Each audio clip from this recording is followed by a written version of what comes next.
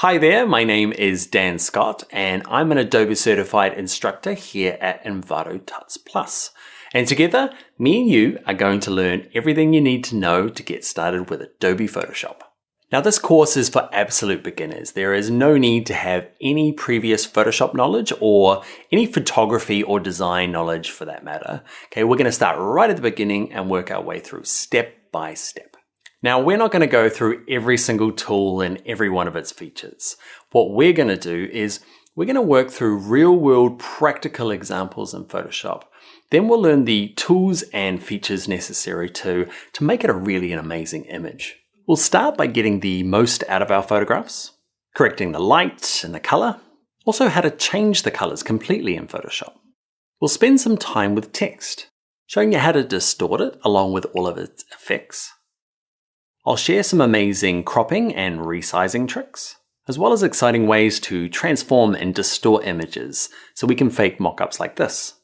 I'll show you all my special retouching tricks, cleaning up small imperfections, as well as removing larger parts from images. Before the end of this course, you'll be able to make simple masks like this, but you'll also have the skills for super tricky masks like this out of focus here.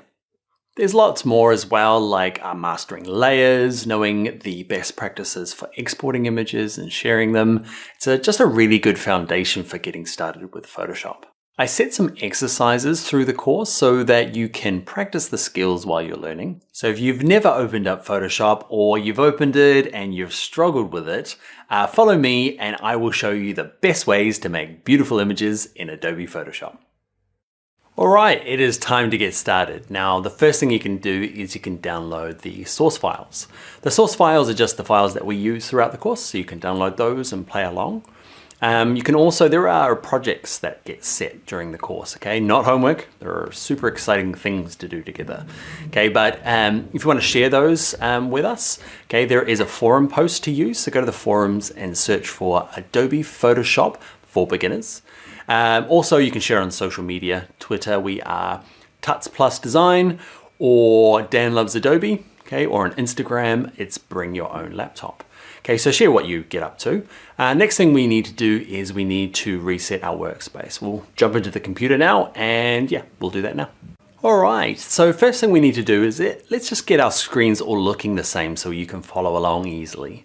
So first, just go up to Window, down here to Workspaces, and it doesn't really matter what yours is set to. Let's change it to Essentials.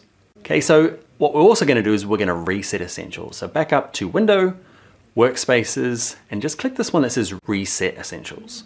And that's just going to get yours looking like mine, so yeah, it's a little easier to follow along. All right, so boring stuff over, exciting stuff next video. Let's start looking at layers in Photoshop. Hi there, in this video we're going to look at layers. We're going to do some adjustments to this image, all on different layers so we can see the different effects and really just get to understanding how layers work. All right, let's get started in this video. Okay, so first thing to do is let's go up to File and let's go to Open.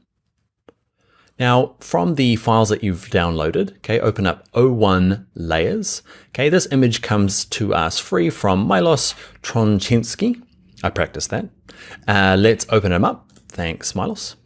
So the first thing we need to do is make sure you can see a layers panel. Mine's over here. If you can't see it, go to Window and just make sure the tick is on layers. What we might do is see this libraries panel here. We're going to look at him later in the course, but he takes up quite a lot of screen real estate.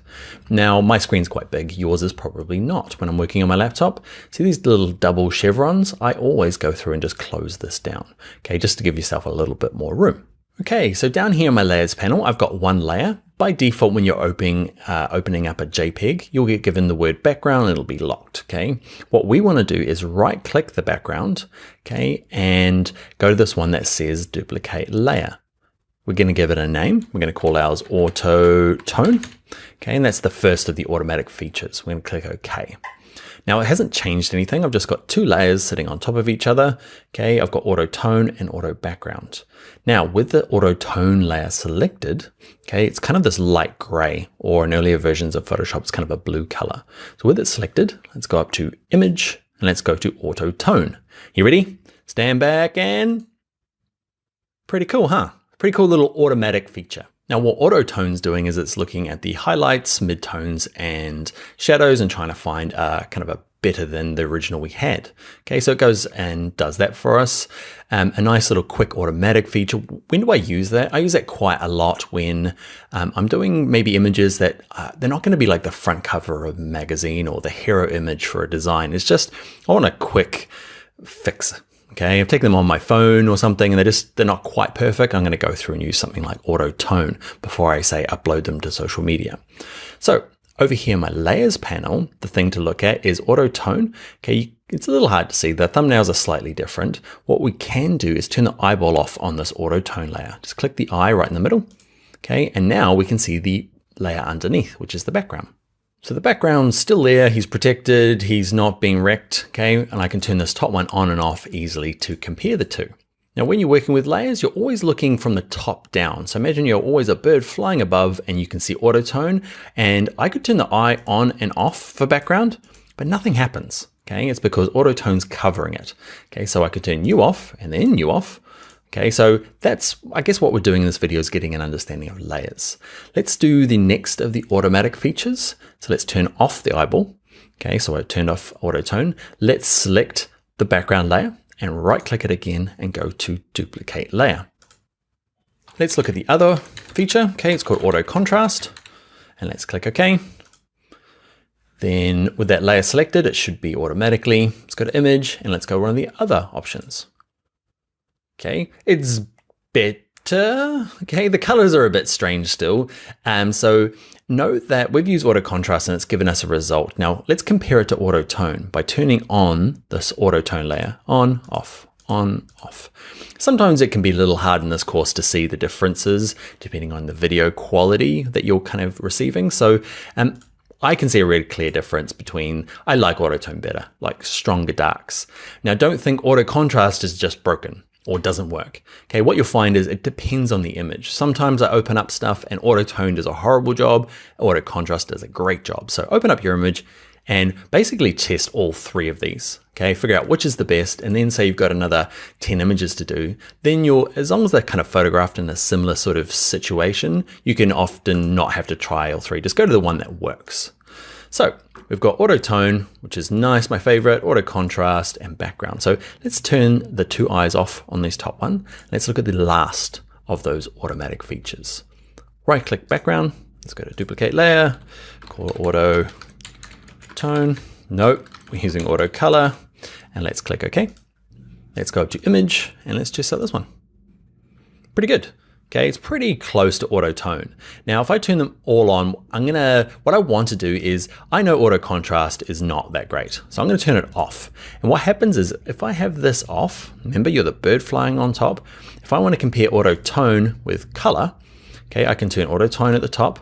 And as long as auto contrast is off, if I turn this eyeball off, you'd imagine you're seeing auto color. Turn it back on. You can kind of see I'm toggling between these two here, okay, to see the difference.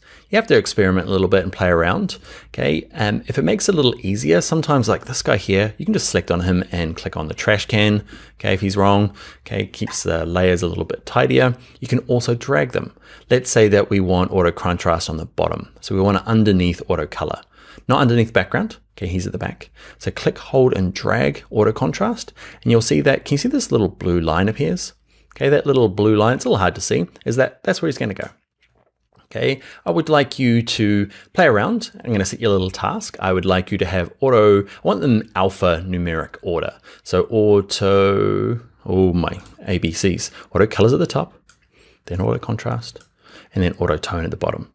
Okay, just to practice dragging them. That's all I want you to do really.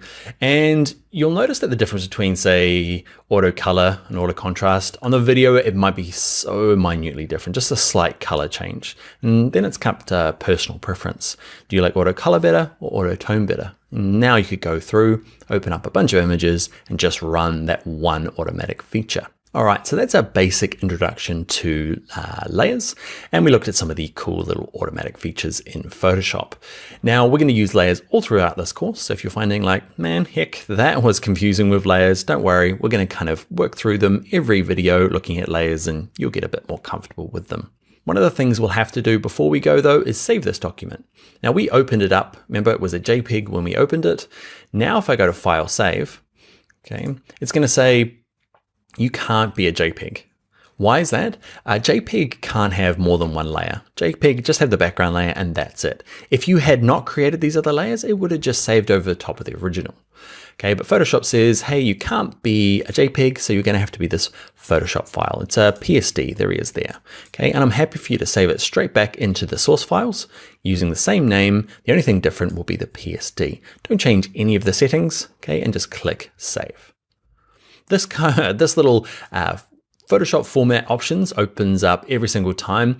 Don't worry about this, okay? It just means that Photoshop's asking, if I save this as a PSD, do you want me to save it as a maximum compatibility version? And all that means is that it's more likely to open in really old versions of Photoshop. Okay, so I always leave this on. It makes the file size slightly bigger, but just leave it on and click on Don't Show Again because it's not something that needs to pop up every time. I'm going to leave mine on because I'm an instructor and I need to explain this thing. It's a pain, but hey, ho, let's leave it on there. Let's click OK. Cool. So let's finish this off by going to File and Close. And before you go, let's practice that. So let's go to File and go to Open. And I want you to, on your own, open up the O2 layers, the Tavern Dodson. Thank you very much for the image. Let's click Open. And I'd like to set you a task. I want you to go through, duplicate the background layer. You'll end up with 4 layers in total, okay? And I want you to practice with these 3 different automatic features. Then I want you to reorder them to the one at the top that you feel is the best. Remember, it's not always 100% perfect, okay? It's a bit of personal judgment, but drag the one that you think is the best to the top of the layers group, okay, and stack them up. Just a bit of practice. All right, I'll see you in the next video where we are going to look at a little bit more of Photoshop kind of foundations, where we show you how to work with multiple images, kind of copy and paste from one to the other and how that works. All right, I will see you in the next video. Hello friends, in this video we're going to look at kind of basic navigation of Photoshop. Okay, we learned a little bit in the last videos with layers, but now we're going to start moving things around and resizing them. Okay, so we're going to combine 1, 2, 3 images and put them all together on this one in these nice little cubes. Okay, so a few little shortcuts, promise not too many, but just the things that get used quite a lot. It's best to use the teeny tiny shortcuts. I promise not to overwhelm you much. All right, let's get started now. All right, so to learn our kind of workflow features, we need to open up all of those images that we want to combine. So we're going to go to File and we're going to go to Open. And we're going to be using these from Jessica Nolden. Okay, thank you very much, Jessica. And it's the O3. Okay, there's an A, B, C, and D. Now you can click one and just click Open and open them all individually if you find that more useful. A little trick though is select the first one, hold Shift, click the last one, okay, and they should all be selected, and click Open. Now, what's happening is you can see along the top here, I've got these tabs. So all the images are open in tabs. If for some reason yours doesn't, okay, that's the default. But if it doesn't, go to Window, Arrange, and just click Consolidate on all tabs. Now there's probably about 3 or 4 ways of combining images. Now I'm just going to show you the one that's the most bulletproof and reasonably easy. So we want to, this first image here, this is where we want to get those little squares. So this first one here, the way to kind of drag it to this tab here is literally kind of dragging it. So we're going to grab the Move tool, which is the first one in our little toolbar here. And you click and hold with your left mouse arrow, okay, click and hold the center of this image and drag it to this other tab. It's a bit weird. Okay, so click, hold, drag. The mouse is down the whole time, and I just hover above this tab and Photoshop automatically switches to this one. I've still got the mouse down the whole time, and then I move my mouse key down here and let go. Okay, so the big thing for that, it does feel a bit weird. Okay, I'm going to drag it into place. Now, you have the mouse down the whole time. Okay, if that went horribly wrong or didn't work at all, okay, I'm going to go to Edit and I'm going to go to Step Backwards. That just kind of undoes. I'm going to keep going step backwards until it's gone. Okay, and I'm going to practice again with you guys. So back to this tab, Move tool, click, hold, drag in the center. I'm just holding down my mouse key, holding it down, holding it down, holding it down. Okay, you do get used to it after a while. It's a strange one. Okay, so what we'll do is we'll do the same for this O3C. Okay, so click, hold, drag the center of it, and then move it in here. Okay, I'm going to try and line them up nicely. Okay, you'll notice that Photoshop's pretty clever and tries to kind of automatically align things. Okay, if yours doesn't align, go to View and come down and just make sure Show and the Smart Guides is on. It's probably on by default, but I'm just in case it's not. Okay, so View, Show, Smart Guides. Great, so that works for all images, and it's going to be quite protective when we look at things later on called layer masks and adjustment layers. That dragging option is the best way to do it, in my opinion. Okay, the last one is going to throw us a little bit. This one has a different size, so the same technique works, right? So I click, hold, drag it to my first tab, let go, but it's ginormous. Okay, so this is going to happen to you, where sometimes the images can be really, really big, like it can go 2 kilometers that way, okay? So you need to kind of get them down to a proportionate size. So this is going to be our kind of next bit of navigation. Now, we're going to be learning zooming in and out first. Okay, so for this to work, I need to zoom out a little bit. So there is a magnifying glass over here, okay, which you can click once to zoom in, and over here you can click it to minus, and now this thing, when you click once, will zoom out. So you just toggle between these two here. Now, you can definitely do it that way, but what you'll find is that it's such a common thing you do in Photoshop. Everybody learns the shortcut quite early. Now, if you hold down the Command key on a Mac, or the Control key on a PC, and just tap the plus button on your keyboard. Okay, just up on the top of your keyboard there. Plus to zoom in, minus to zoom out. Okay, we're not going to go through too many shortcuts here, but there's just a couple that you really need to know early on. What I'd like you to do is zoom out to kind of this level, doesn't really matter, just so you can see the edges, because what we'd like to do is shrink this guy down. Okay, so I've got that layer selected. I'm going to go to Image, nope, I'm going to go to Edit, I'm going to go to Transform, and we're going to use Scale. So Scale is one you use quite often. We're going to cover all of these in a later tutorial, but for kind of fundamental navigation, you're going to need to move things and scale it. Okay, so we'll just cover this quickly now. So Edit, Transform, Scale. You'll see that's why we zoomed out, so we can see the edges of these boxes. Okay, so what you can do is if you grab the edge, you drag it around, you can rescale it down. The only trouble doing it this way is that you can see it kind of distorts the image. So I'm going to go to Edit, Undo. And what I want to do is I'm going to hold down a shortcut. Okay, so I'm going to hold down the Shift key. We won't do too many shortcuts, I promise. Okay, but hold down the Shift key and grab any of the corners before you start dragging. Okay, and that just means it will scale the height and width, kind of a fundamental Photoshop thing. Okay, so once you get it to a size you kind of like, okay, sometimes if you're new, you're sitting here like me, looking at your hands and going, do I let go of the Shift first or the mouse key first? Okay, it's always the mouse. Okay, anytime you're thinking that, it's always the mouse. Let go of the mouse first. Okay, and then you can let go of the Shift key. And I'm going to drag mine in kind of close, and you see it kind of lined up nicely. And what I might do now is just drag it so it's the perfect width to match these other guys. Now, zooming in a little bit, who remembers the shortcut? You all do, okay? So on a Mac, it's Command plus. If you're on a PC, it's Control plus. Okay, zoom into a nice kind of size. And this brings us on to our next kind of fundamental navigation feature that we need to learn in Photoshop. Okay, and it's just moving around this canvas. So you can see I can't see the bottom here. Now the long painful way is grab any of these sliders and drag it down. And that is fine when you're really new. Okay, and I threw a lot of shortcuts into this tutorial, just one more. Okay, hold down the spacebar key. See my little arrow here? The spacebar key transforms into the little hand. Okay, so spacebar key and just kind of click, hold, and drag your mouse. So spacebar down, click, hold, drag around. Okay, or use these little slidey handles. They are totally fine. All right, and what I'd like to do is just resize it a little bit more so it matches these sizes. So what's the key I hold down to make sure the height and width is the same?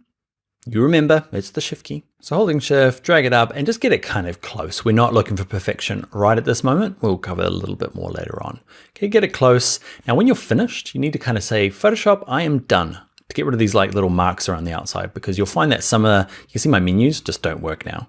Okay, because it's saying, I'm halfway through this thing, please.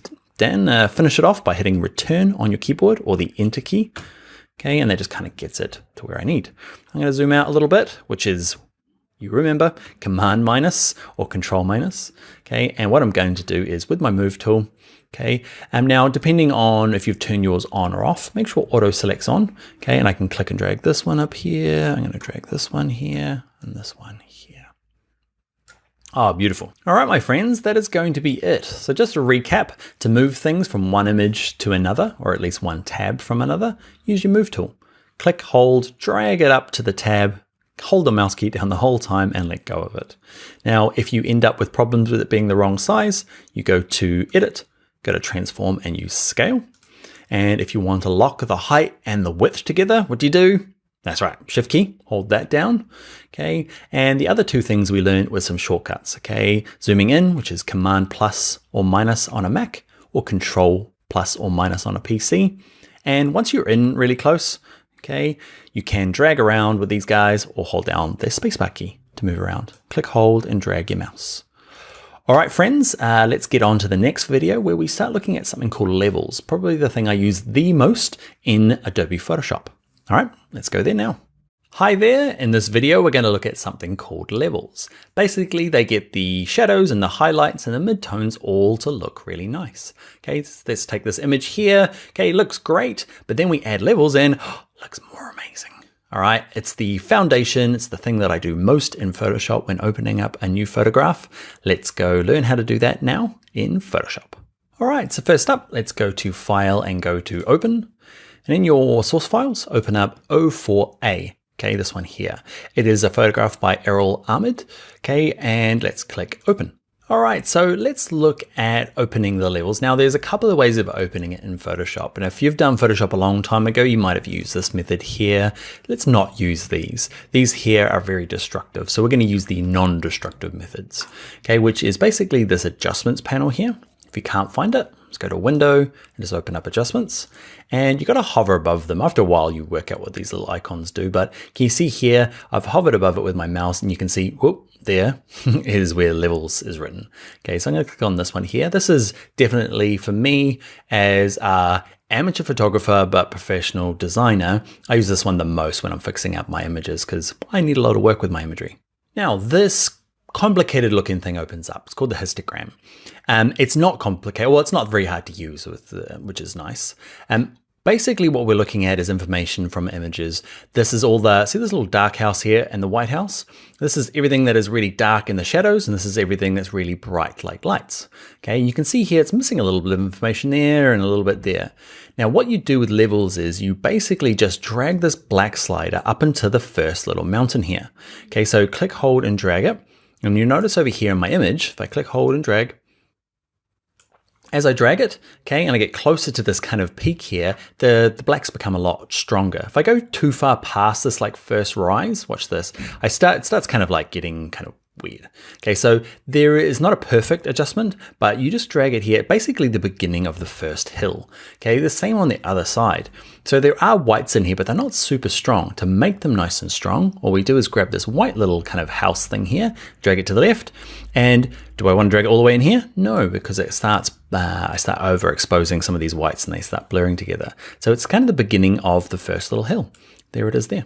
Okay, so often just dragging those two in, tucking the two ends in will get you your strong whites and your strong blacks. Now the middle slider here, the gray slider, is all your midtones. Now this will depend on the image. Basically every image that I open up, I often tuck in the ends, okay, and they both come in. Now where does this middle slider go depends on the image.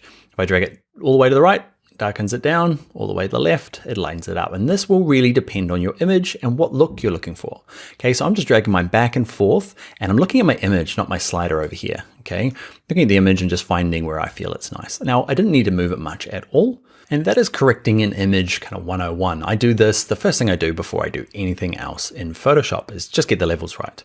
Now to check whether you've made this thing better or worse than when you opened it, you can see here, this is called an adjustment layer. So these are the levels. You can see it's appeared in my layers panel. The cool thing about that is that I can turn it on and off. Okay, like we did earlier on when we did our automatic features, you can turn this on and off. Okay, so turn the layer off, I can see the background underneath, and that's what it started like. And it looks fine when we open it. It's not until we do the levels that you're like, okay, man, there was a bit more in that image I could have got. Okay, so yeah, that is levels. What I'd like you to do now is save this image. Okay, it's going to ask you to call it a PSD, and that is great, Photoshop document. And I'd like you to open up the second example. Okay, and I'd like you to practice on your own. So it's O4B, okay, and open up this one here, and yeah, practice the same thing. Create adjustments layer, okay, under levels, and yeah, see how you go. Tuck in the two ends and then decide where that middle slider goes. And this will be a cool time to share what you've done and kind of what, what your end result would be. So check us out on social media, and that's at Tuts Plus Design. I'm Daniel Loves Adobe, and on Instagram, I am Bring Your Own Laptop. So take a screenshot, save a JPEG. I'd love to see what your end result with that second example is. All right, so let's get on to the next video where we look at vibrance, okay, getting and extracting amazing color from your images. All right, let's go and do that now.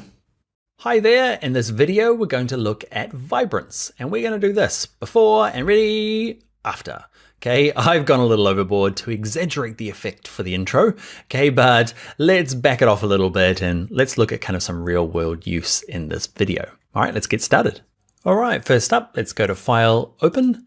And if you did the previous tutorial and you did the homework that I set, which was this one here, O4B, have that one open because we're going to use that one.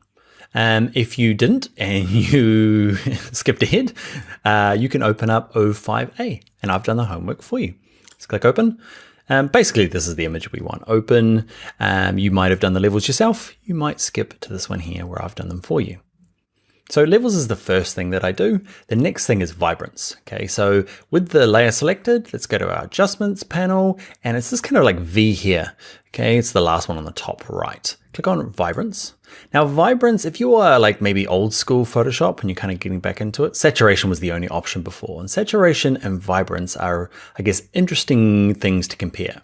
So vibrance is the best one to use in my opinion. Okay, watch this. If I crank the vibrance up, things just get more amazing. Okay, or the big difference is that you can see some of these images or some of these colors here at the front here, especially these pinks and these yellows, they're actually quite strong already.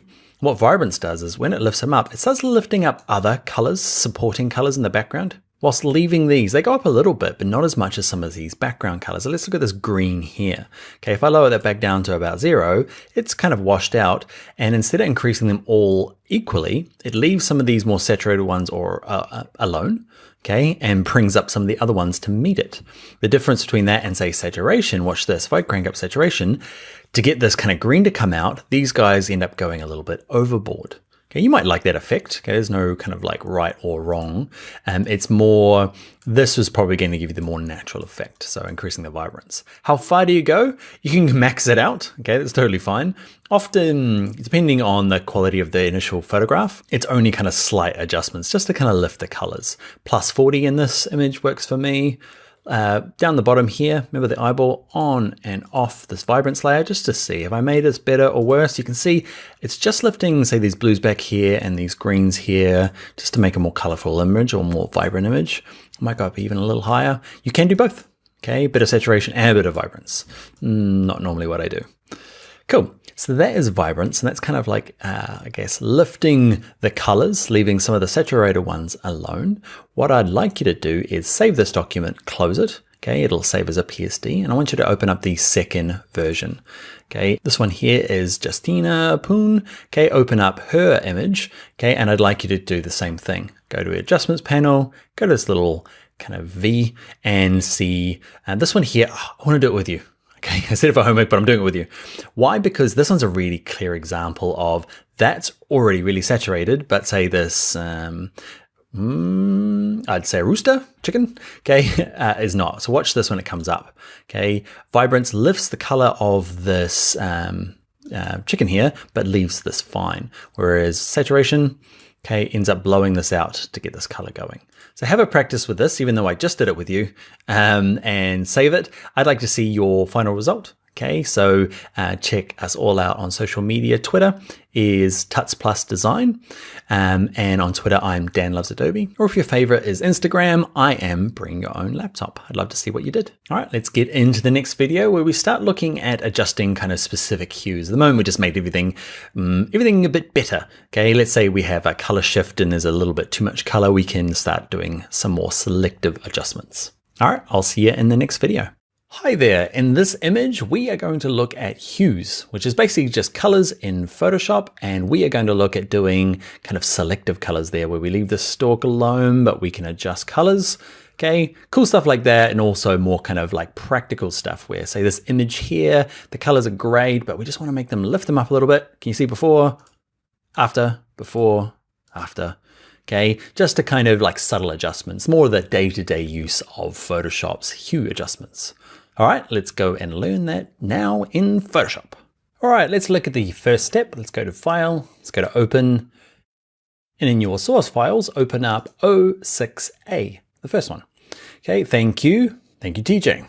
Let's go to Open, make sure we're on our Move tool, and we are going to go back to our adjustments panel.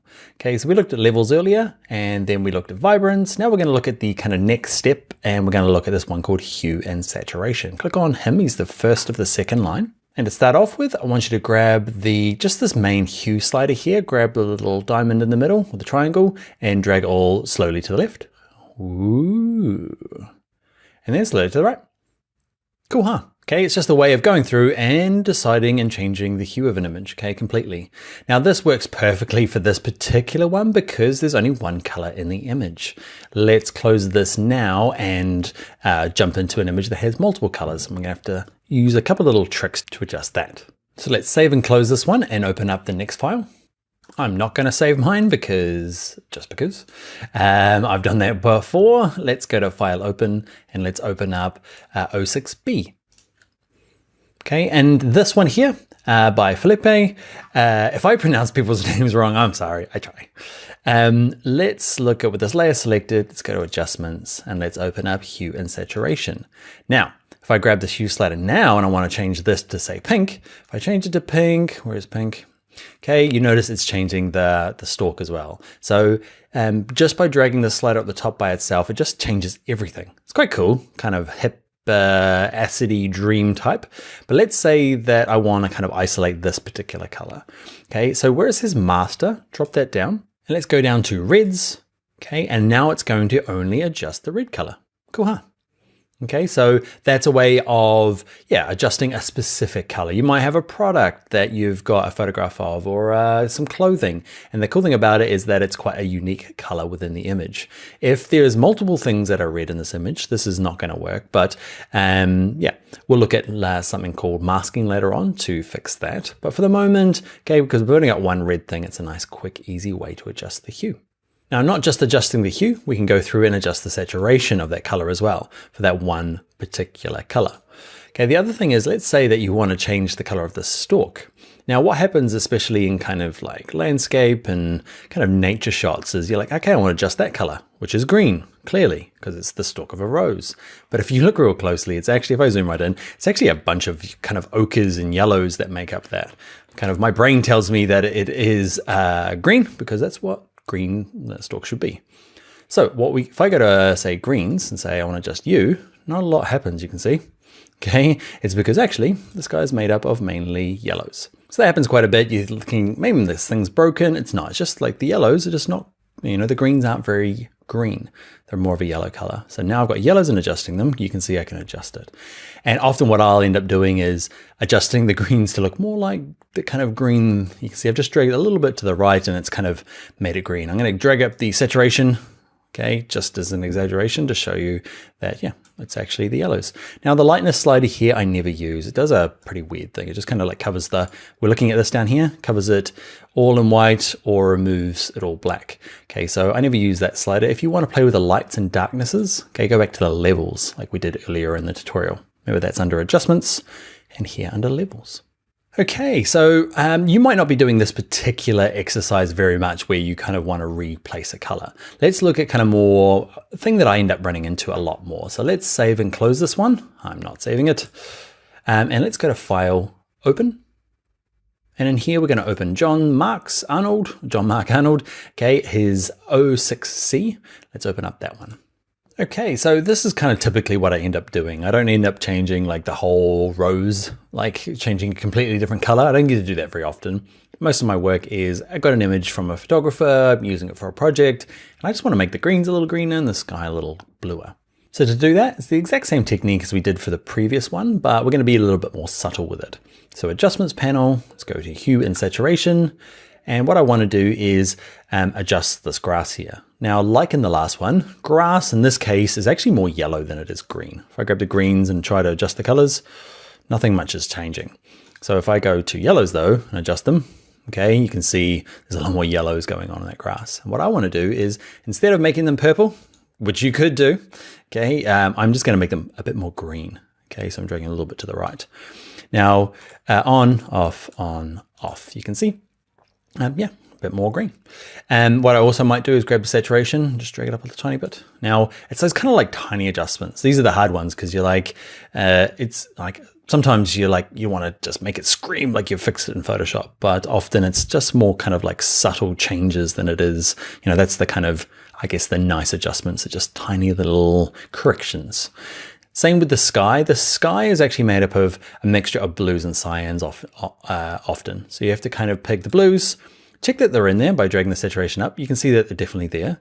So what I want to do is probably just bump them up a little bit. Okay, on, off, just a little bit more maybe. And in here, you might go to the cyans and I crank up the saturation, definitely in there as well. So there's a mixture of both of those colors. And you can decide whether you want to kind of adjust them and make them maybe a little bit more blue or, yeah, there you go. Just a little bit of touch that way. And I'm going to crank up the saturation a little bit. Okay, so on, off, on, off. It might be a little bit hard to see in the video, but hopefully if you're playing along on your monitor, you'll be able to see it quite clearly. Yeah, it's these kind of like tiny adjustments are the things that I spend most of my time doing, just little fixes. One thing before we go is this one here says colorize. If I click on colorize, it kind of removes all the colors and gives you an option for the slider here to do like a sepia or just kind of a, you know, single tone color. Okay, so this can be kind of cool for that sepia effect. Okay, find a kind of a reddy or yellowy kind of dust color, and yeah, easy, just turn that on and off. Okay, as a, yeah, colorize is good for that. Okay, so I'm going to actually save this one here now. And what I want to do is I've got an exercise for you. If you've got a file open, the last one in that is 06D. It's by Ellis Krvek. I'm just gonna, anyway, let's click open.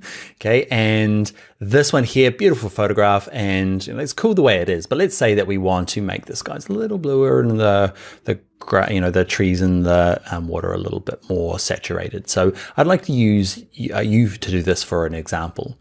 Okay, so go to your adjustments panel and use your hue and saturation. And I want you to see if you can practice your techniques, raising the blues, see if there's any cyans in there, greens, and just kind of, I guess, make it a little richer.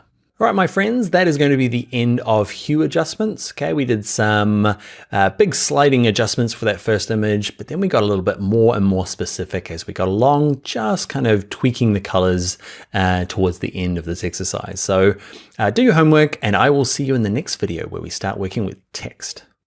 Hi there, in this tutorial, we're going to look at type in Photoshop. Now we're going to create a little mini design project. It's going to be a postcard, Mother's Day sale type thing. And yeah, we're going to explore type throughout. All right, let's get started. All right, so the first thing we're going to do is, let's say we've got an image we want to use, right? Which is, let's go to File, Open. And in your source files, it's called 07A. We've used this image before by Errol. Okay, let's click Open. And instead of trying to resize this into a postcard size, that's what people tend to do. Let's say you want to do something for like a US letter or A4, as they try and grab this and try and reshape it into the right dimensions. It's way easier in Photoshop to go to File, New, create the right size, then drag that in and use our cool little scale option to kind of resize it so it fits. It's definitely easier doing it that way.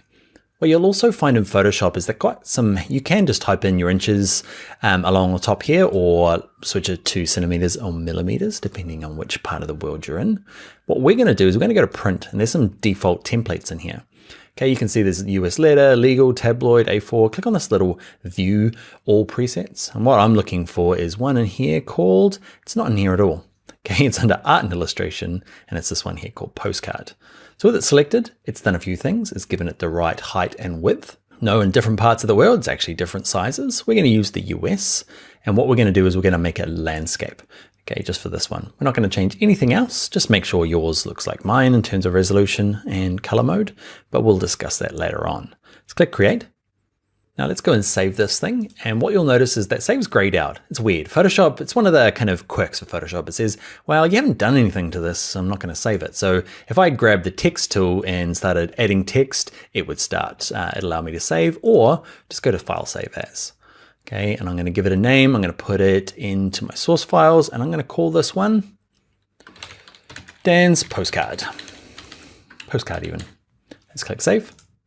Now we're going to use our fancy trick we learned earlier in this course. We're going to go to our image of flowers. We're going to grab our move tool. We're going to click, hold, drag into the tab. Keep holding the mouse down and then let go down here. All right, so it's the wrong size. Okay, I kind of did that on purpose so we can practice our resizing. And what we're going to have to do is we're going to look at rotating it as well. So make sure our layer here is selected. It's got the little icon or the little thumbnail of our flowers. Let's zoom out. Who remembers what the shortcut is?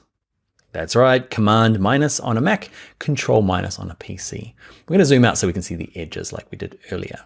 Let's go to Edit, let's go down to Transform, and let's look at Scale. Okay, and he's actually reasonably the right size, but I want to rotate it around. So let's go to Edit, Transform, and let's go to Rotate. Okay, and it's the same kind of thing. Grab any of the corners, okay, and drag it around. Now, remember when we did the scale, when we held Shift and it would kind of resize it proportionately? Holding Shift in this case, when we're using the Rotate tool, okay, it just kind of locks it into 45-degree angles. Okay, so it's just nice little steps. So I'm going to rotate mine around so it looks like that. Then I'm going to go back to Scale, Edit, Transform, Scale, grab the corner, and remember holding Shift, drag down, and let's get it to a sort of size like this. You can drag the center it afterwards by letting go. You can let go of Shift and just drag the center. Don't drag the little dot in the center. Okay, it's just the center of rotation. Just won't do what you want. Just drag anywhere else in here and we can move it around. Okay, I'm not too worried too much about the edges at the moment. Okay, I just want to get it kind of lined up-ish like that. Now remember, nothing works. Why is it not working? We've got to press Enter on your keyboard or Return. Okay, just say, I'm done. That's what I wanted to do. All right, so let's now add some text. Okay, so down here is your text tool. Now, actually, let's zoom in a little bit. You remember the shortcut is Command plus on a Mac, Control plus on a PC. Grab the type tool. It says capital T here. Okay, and what you can do is, we're going to learn the kind of two ways of adding text. The first way is clicking once. Okay, and you can type in, and it just kind of goes forever. I'm just mashing away at the keyboard to give you an instance.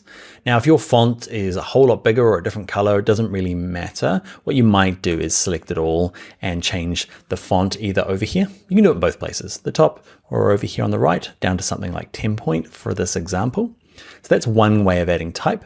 When you're finished, okay, you can go back to the Move tool, and that kind of commits that change. And I want to show you the other way of adding type. That's good for headings. So, but if you've got some like say body copy that wants to go in, grab the type tool. And before you start typing, actually, no, that's fine. Okay, is just to click, hold, and drag out a box. Okay, whereas before we just clicked once and we started typing. This one we clicked, held the mouse down and dragged out a box. What this is cool for is I'm mashing away at the keyboard again, but you can see it kind of breaks onto different lines. Okay, it's a good way of putting in body copy.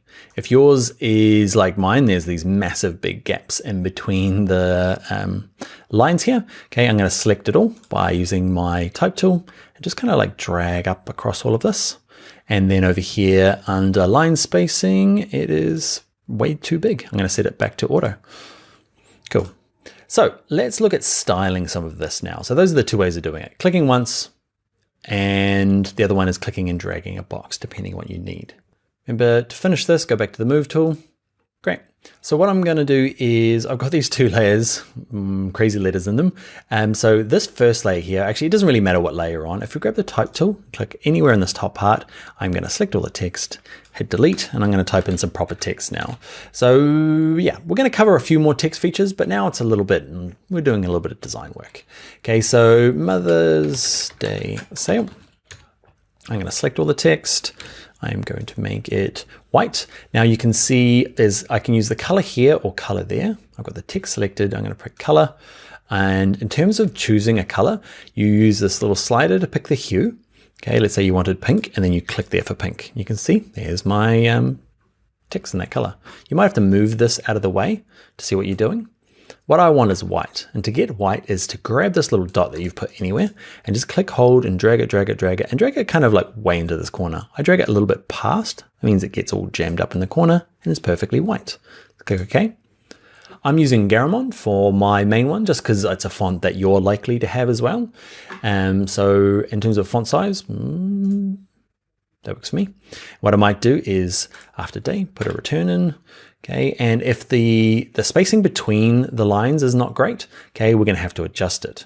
The other thing we might have to do is this text here is kind of overlapping the one at the back. So let's grab this layer, okay, which is the top one there. I'm going to grab my move tool, and I'm going to say, come down a little bit, buddy. Say way down here. Back to Mother's Day, and I'm going to drag you down a little bit. Awesome. Don't worry if you're finding it a little bit hard to read against the background with your font. We're going to add drop shadows in a future video to this particular text. Let's look at a couple of advanced features. Let's grab the type tool. Let's click once, okay, because I just want a text box that runs on forever. And I'm just going to put in, let's say, save the date. Save the date. Font's a little bit big, so I'm going to have to grab it all. Let's just make it a bit smaller. Okay, and weirdly, it's different all around the world, right? So I'm in Europe at the moment, and it's different from where I'm from in New Zealand. Okay, I think it's the second Sunday in May in New Zealand, but it's not the same in Ireland here, which can be tricky. Sorry, Mum. The reason I'm doing this is I want to select all the text. Okay, and I want to make it capitals. I want to change the font first. I'm going to pick probably one you don't have. You can pick any font you like. I like Museo at the moment. Okay, it's one you can download and buy from Typekit. We're not going to cover how to install fonts specifically just yet, but I'm going to pick, yeah, I like that one. Okay, so pick any font, and let's say I want to make it all capitals. So over here, you've only got some basic kind of features. You've got the font, the kind of font weight, basically whether it's light or bold, and some other basic stuff. You got this advanced button. It's not that advanced. Click on it and it gives you kind of, I don't know, some of the stuff that I'm used to seeing in a type panel. And the one that I want is this third one in, and it says just make all caps. So that's what I want to do. I want to drag the font down. Now, another little tip for fonts, you can see it goes from 18 to 24. Like, what if you want 20? You can just type it in there and hit return, and that'll force it to be. Or the trick that I use quite a lot is, doesn't matter if you're using this one or this one down here. I'm going to close them back in. See this little icon here? If you click and hold and drag on that icon, so I'm just clicking, holding and dragging left and right. If you've got a really slow computer, it doesn't work that flash, but I'm dragging mine. I find that's just a little easier to work out what font I want. Great, I've got mine down to 12 point. Okay, my move tool, and I click it, drag it there. Grab my Mother's Day layer and drag you about there. And this last layer down here, okay, this crazy layer, I'm going to move him to about there. Now, I don't have specific text to go in here, so I'm going to show you a little trick before we leave. We're going to grab the type tool, I'm going to click in here, I'm going to select all this text, we're going to hit delete. Okay, and what we're going to do is put in something called placeholder text, or lorem ipsum. And it's just a really common way of putting in placeholder text. I know that, let's say that I'm the designer in this job, but not the copywriter, and it's coming from the client, and I know it's not coming today. So I just want to put some text in. So cursor flashing, go up to type, and come down to paste lorem ipsum. Now, it's just Latin words. They're just mixed up, so they don't make any sense. And it allows you to design without there being that kind of distraction of fake words in there. What I'm going to do is just delete. It puts in lots. Okay, so I'm deleting lots of mine, just so I've got a little bit of lorem ipsum in there. I'm going to put in a couple of returns. I'm going to put in www.florist, my florist. This is totally made up brand. Okay, myflorist.com. That's probably a website, not mine. So I'm going to select all the text, and now you might want to skip ahead because I'm just styling now, picking white. Okay, what font am I going to use? I'm going to use that Museo again. I like that one. Museo. I like Museo rounded. It's really cool. Back to my move tool. And that's going to be it for this particular course. The big thing to know is that you click once, you get a type box that goes on forever. If you click and drag, you get a box that has an outside or a kind of a break at the end. The other good tip is to select on the layer, and you might need to go into advanced. Now, I don't think advanced is super nerdy stuff. It's just, actually there's some good usable stuff in there. And you also know if you toggle this or keep clicking it, it switches between your advanced character and advanced paragraph. So if you're looking for indents and other stuff, yeah, just keep clicking on this, mash away until you find the one you need. All right, my friends, let's finish this one and get into the next video where we look at doing type on a path. Hi there, in this video we are going to do things like this where we get the, say, photographer's name to flow along the edge of the leaf here, okay, along a path. And down the bottom here we're going to make this particularly ugly badge where we get the text to flow along a circle, and then we're going to make some bulgy text in the middle, okay, all learning cool skills using text in Photoshop. All right, so to get started, let's open the file to get started with. Let's go to File, Open. And in your source files, okay, you can open up 08 warped text. Now, if you are following along this tutorial series in order, okay, you can just use the file that you created in the last video rather than opening up this one. Okay, but if not, open up this file. And what I'm going to have to do, what you might have noticed, is I picked some new fonts. I just couldn't handle Garamond anymore. So I picked some fonts. The trouble is you're not going to have these fonts. So what I'm going to have to do is I don't want there to be any kind of trouble when you're trying to open the document and it's saying you've got no fonts. So what I'm going to have to do is click the top one, hold shift, grab the last one, and dun, dun, dun, we're going to go to layer and we're going to do the merge layers. Now your file's going to open. It's not going to have any trouble, but the text is not editable. Sorry about that. Cool, so let's start with the kind of curve that goes around here that identifies the photographer. Okay, and we'll get, it's called type on a path. Okay, that's the kind of term for it. Now, what we need to do is create a path to follow. And we're going to do two versions. We'll do that plus the little badge down the bottom you saw. And we're going to start with, if you find the pen tool over here and hold it down, so click, hold down the pen tool. Okay, and these extra options pop out. We're going to use the freeform pen tool. If you're already master of the pen tool, use that one. Okay, the freeform pen tool is for people that don't even know what these are. Okay, it's a nice, quick, easy version. So let's grab freeform pen tool. There's kind of two things before we get started. Along the top here, you can pick shape or path. Let's be on path. Okay, and on the top here, there's a cog. Click on the little gear wheel thing and curve fit. Bump it up a little bit, okay? It goes, I think maximum is 10, but go up to 5. All it does is when you draw, it's gonna help you kind of like smooth out the line. So if you're drawing with a mouse and you're finding the line's not very nice, just go into the cog and adjust this curve fit. Cool. So what I'm going to do is I want it to kind of curve around here. It's best to start where you want the text to start. If I start up here and start drawing down, but I want my text to come up this way, it can cause problems. So I'm going to undo, edit, step backwards. So I'm going to start down here and I'm going to try and go up and over. It's a really hard movement to do. If you're finding it hard, I've practiced a couple of times off screen. Okay, so that was okay. And you'll notice that it's curved it out nicely. That's to do with the settings in the cog. So that's an okay start for me. Okay, if you get it wrong, edit, step backwards, give it another go. Once you've got your path though, the interesting things about paths is you don't see them as, they're one of the few things that don't appear in the layers panel. They end up in this path panel. Don't go in there, it's messy and scary, but for this technique, we're going to stay out here in the layers. So all we need to do now to get the text to follow along is grab the type tool, and there's no extra settings. You just got to watch this icon change. You can see by default, it's this kind of like, I don't even know how to describe that that thing there, but you can see it in front of you, right? And when it changes, look, ooh, see the little line going through it? Bad, good, bad, good. That's the icon you're looking for. And wherever you start clicking is where the text is going to start. So I'm going to start somewhere down here. It doesn't have to be perfect. You'll notice my cursor is flashing. Now, if the last thing you did in Photoshop was a really big font, okay, it was up to like 200, it's going to be this giant flashing cursor. So before you start typing, just pick out an appropriate size. I'm going to go real small on mine. It's going to be about 6 point. Pick any font you like. I'm using Museo Sans rounded, okay, but you can use anything you like. And we're going to type in the artist name.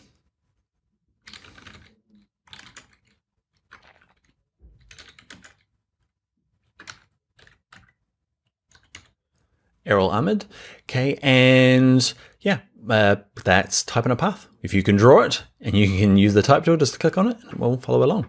There's a couple of things you probably want to do is you can select all the text like normal and make some adjustments, okay, font and size and color.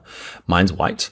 And the other thing you might want to do is this starting position for it. So I'm going to zoom in. Remember, Command plus on a Mac, Control plus on a PC. Okay, and I'm going to use my little sliders here. Can't use my spacebar shortcut that we learned earlier on because I just learned if you hold down spacebar, it just puts in lots of spacebars. Cool, so we've got this. Now we want a beginning and ending point. You can kind of see them there. There's this little cross icon, that's the beginning, and that's the ending. To adjust where it starts on this line and where it ends, you have to use this tool here. It's just underneath, okay? It's the path selection tool. Now, again, you can hold down this tool. If yours is stuck on the white arrow, that's fine. Just click and hold it down and grab the path selection tool. Cool. And if you click hold, you can drag the beginning point and drag it back. It's a little bit tough. If you're finding like, man, this is a little confusing, it is. It's a little bit tough to do. And the ending point, I don't really change that. I want it to be as long, but you can see if it's too small, it doesn't have enough room to fit that word and just kind of drops them off. So if you are finding everything's disappearing, you might have to find that little circle, okay, and drag it out to the end of the line. Another thing you can do is click, hold, and drag anywhere in the middle of the line. You can see that little icon. It's all about icons here. See the little arrow there? If you click, hold, and drag it, okay, you can drag it and flip it underneath. And it's kind of flipped underneath. I'm going to go edit, undo. It's not what I want. Step backwards. Okay. I'm going to, though, get mine to kind of move to about there. And the other thing is, do you want to edit the path? Okay, now I can kind of grab any of these points and just kind of drag them along. Sometimes though, if you're not used to using vector paths, it's easier just to go to things like edit, transform path, and go to rotate. And to say you just need to kind of like adjust it a little bit. Hit return, okay, and you can kind of just make some adjustments. Don't just click anywhere on the line, step backwards. Now, if you want to physically move this now, okay, go back to your move tool. Okay, that's probably the easiest to do. What I might do, it's quite bright. I'm going to lower the opacity, not lower the opacity, I'm going to change the color. So I'm clicking on the color of my type, okay, and I'm just going to lower it down to something just a little bit more off-white. We're going to look at drop shadows a little bit. If you're like, man, I wish I could add drop shadows. Why aren't we doing drop shadows? It's in a later tutorial. We'll do that real soon. Trying to segment everything out here. It's a little bit tough.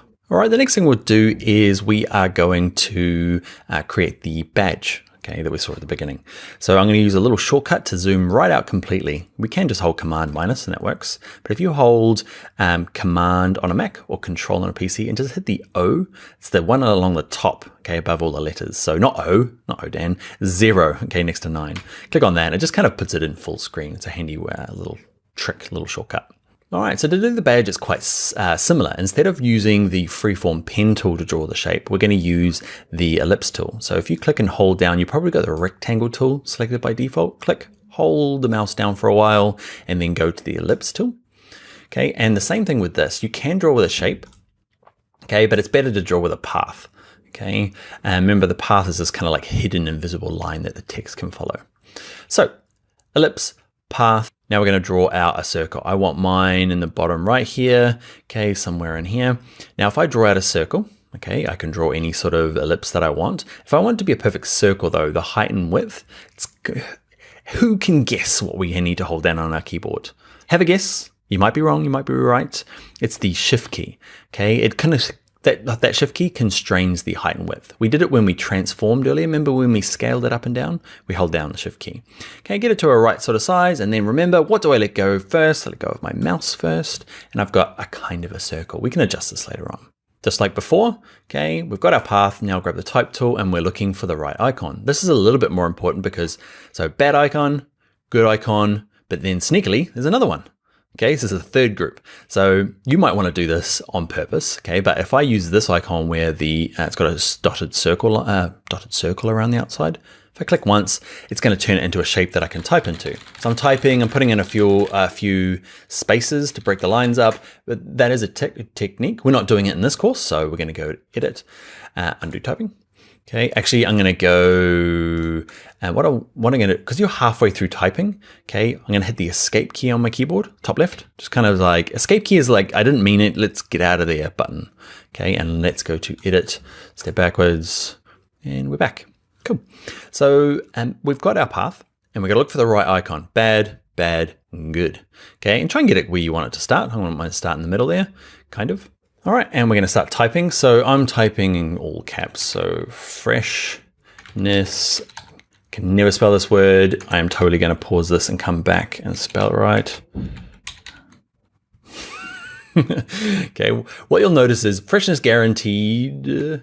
Okay, oh man, it's probably wrong. It's okay. And what I'm gonna do is I could rotate this around, or what I'm gonna do is my cursor's still flashing in here. You can see a little flashing there. It can be anywhere. I'm just gonna go and be centered text. Okay, so that's gonna kind of try and center it. The problem is it kind of centered upside down. That's okay. So instead of trying to play around with these markers, okay, there's the little cross and then there's the little circle. They're actually mixed up together here. They're really a bit of a pain. So what I'm going to do is I'm just going to go through and do this. Edit, transform path, and I'm going to go to rotate. And this is just easier. Okay, so I'm going to rotate it around so it's at the top. Hit return, and that's just a nicer way of doing it. These little targets are painful. All right, again, the font size is going to be up to what you're doing. I'm going to go down to like 5 points, probably pretty low. We'd have to print this out and double check whether it's legible on our postcard. It's always an interesting thing when you're working on a screen and need to print. Always print it off, just a budget one in your office, just to see, can you read the text at 5 point? Probably not. But hey ho, this is an example. So I want to leave it there and go on to doing the squidgy text in the middle, but people will inevitably go, hey, how do I put text along the bottom there? And the thing about it is that you can't do it on the same path, okay? So what you do is you duplicate this path and you have two of them and flip it over. Doesn't make sense? Probably not.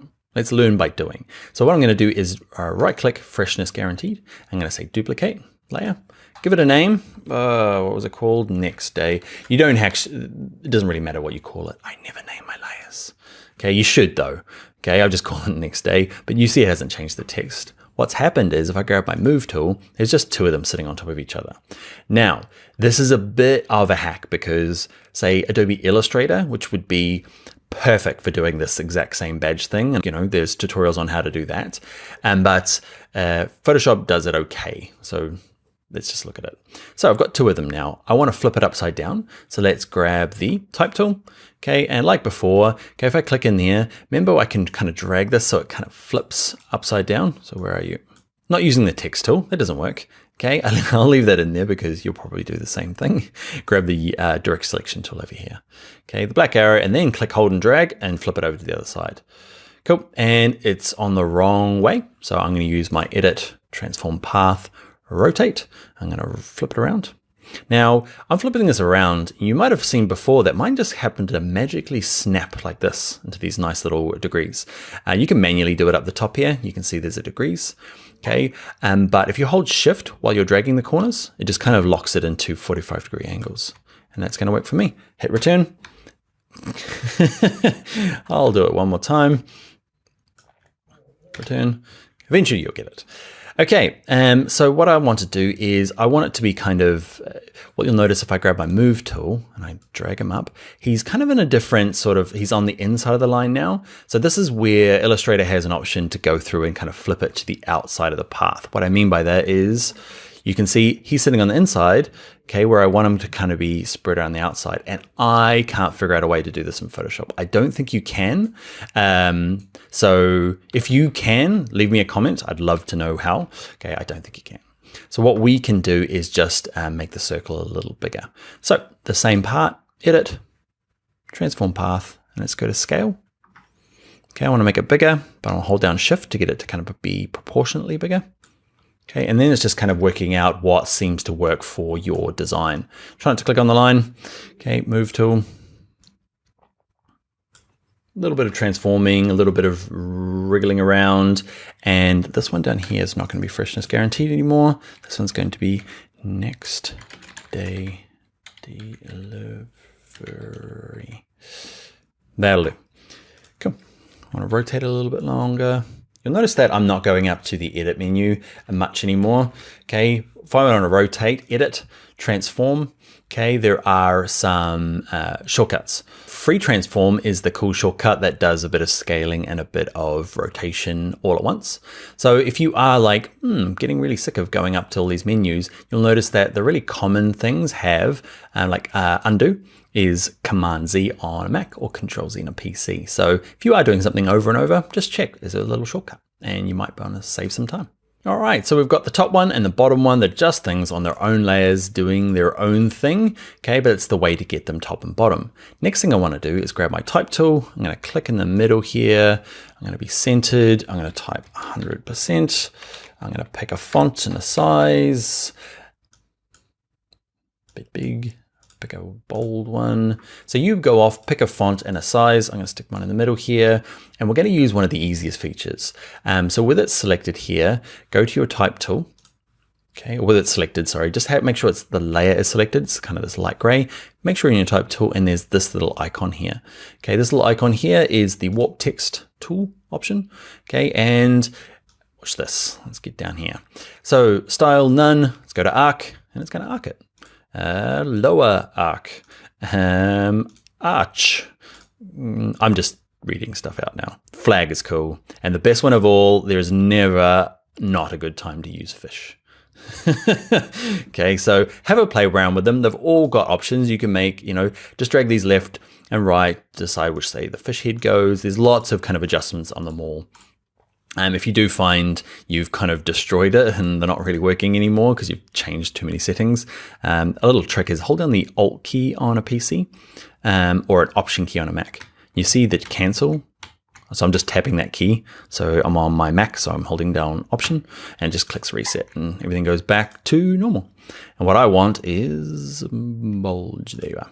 Cool. And I'm just going to find a thing that works for my thing. That looks good. It doesn't, but it's okay. We've learned the tool. Let's click OK.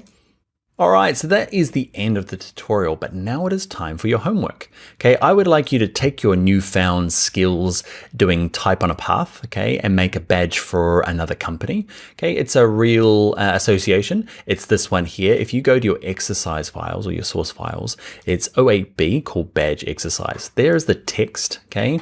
So it's the Association for Pet Obesity Prevention. Check out their website, okay? And I'd like you to create a badge kind of similar to what we did here in our exercise. Okay, it doesn't have to be exactly like this. Use a bit of creativeness in there. Okay, and I'd love to see what you come up with. Okay, so pick fonts, colors, ways of using the type in here, and I'd love to see either a JPEG or a screenshot of it, okay, and either post it in the forum as outlined at the beginning there, or send it to us on social media.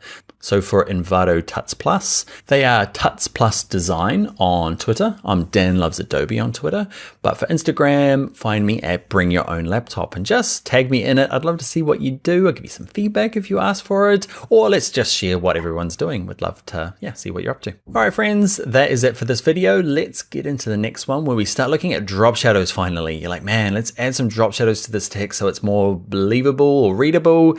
It's time to do that next in the next group of videos. See you there.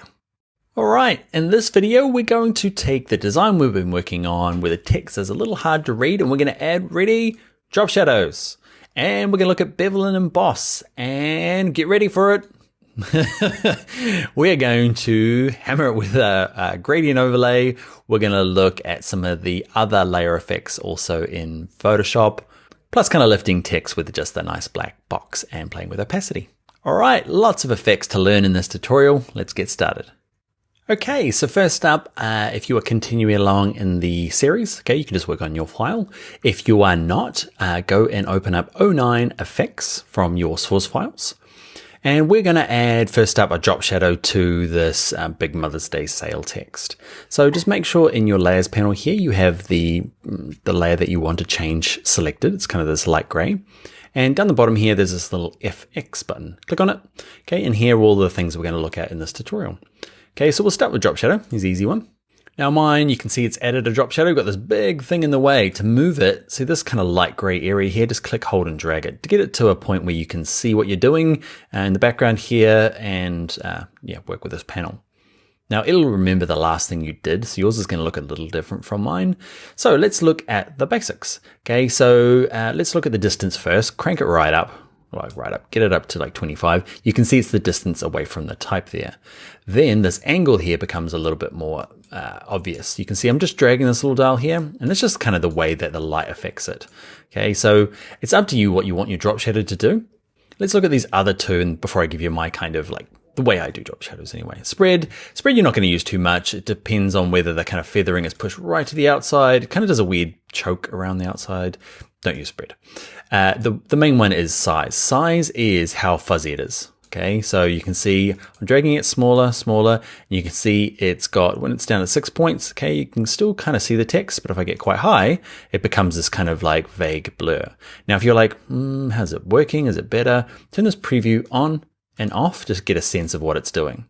Okay, so it's really up to you what you want to do. What I like to do is I like a straight up and down, okay, angle. So I'm putting 90 degrees, and I like the distance quite low, and I like the size quite low. So it will depend on your image and text. Okay, so I do like about maybe 5 by 0 by 5 is kind of where I end up being. You can see this. It's just a subtle turning it on and off. I don't know. I like that kind of drop shadow. You don't have to like it. Okay, but yeah, have a play around with that to get the settings you like. Let's look at doing one more, and we'll bring up some options. So if we click OK, we're done. Let's say I want to edit it again, because you're like, man, I wish I would change it again. You double click on this word drop shadow, okay, and it opens up. So you can go and make amends. I'm going to click OK.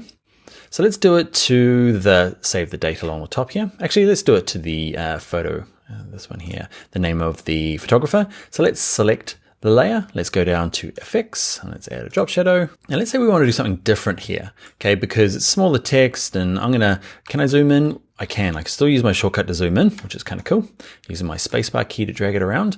So what I want to do is I want to do something different here, because the size and distance don't work for this thing. And same with the angle. And the angle is the big, I guess, important one. It's this thing called global light. So what ends up happening, if you use the word global light, it just means that if I change this one for this text, it's going to affect everything else. Okay, so it's going to say, it's going to adjust this one. So if I want to adjust this one separately, I have to untick it. Let's look what I mean. If I rotate it around here, because I feel that's better, because it's on an angle, can you see it adjusted this one here? I'm going to switch it around, you'll start to see. Okay, so the trouble with this, I'm going to put it back to 90. So they're all at 90. Then I'm going to untick this, and now watch this guy here. I'm going to crank up the opacity. That's one thing I didn't mention in the last one, the opacity.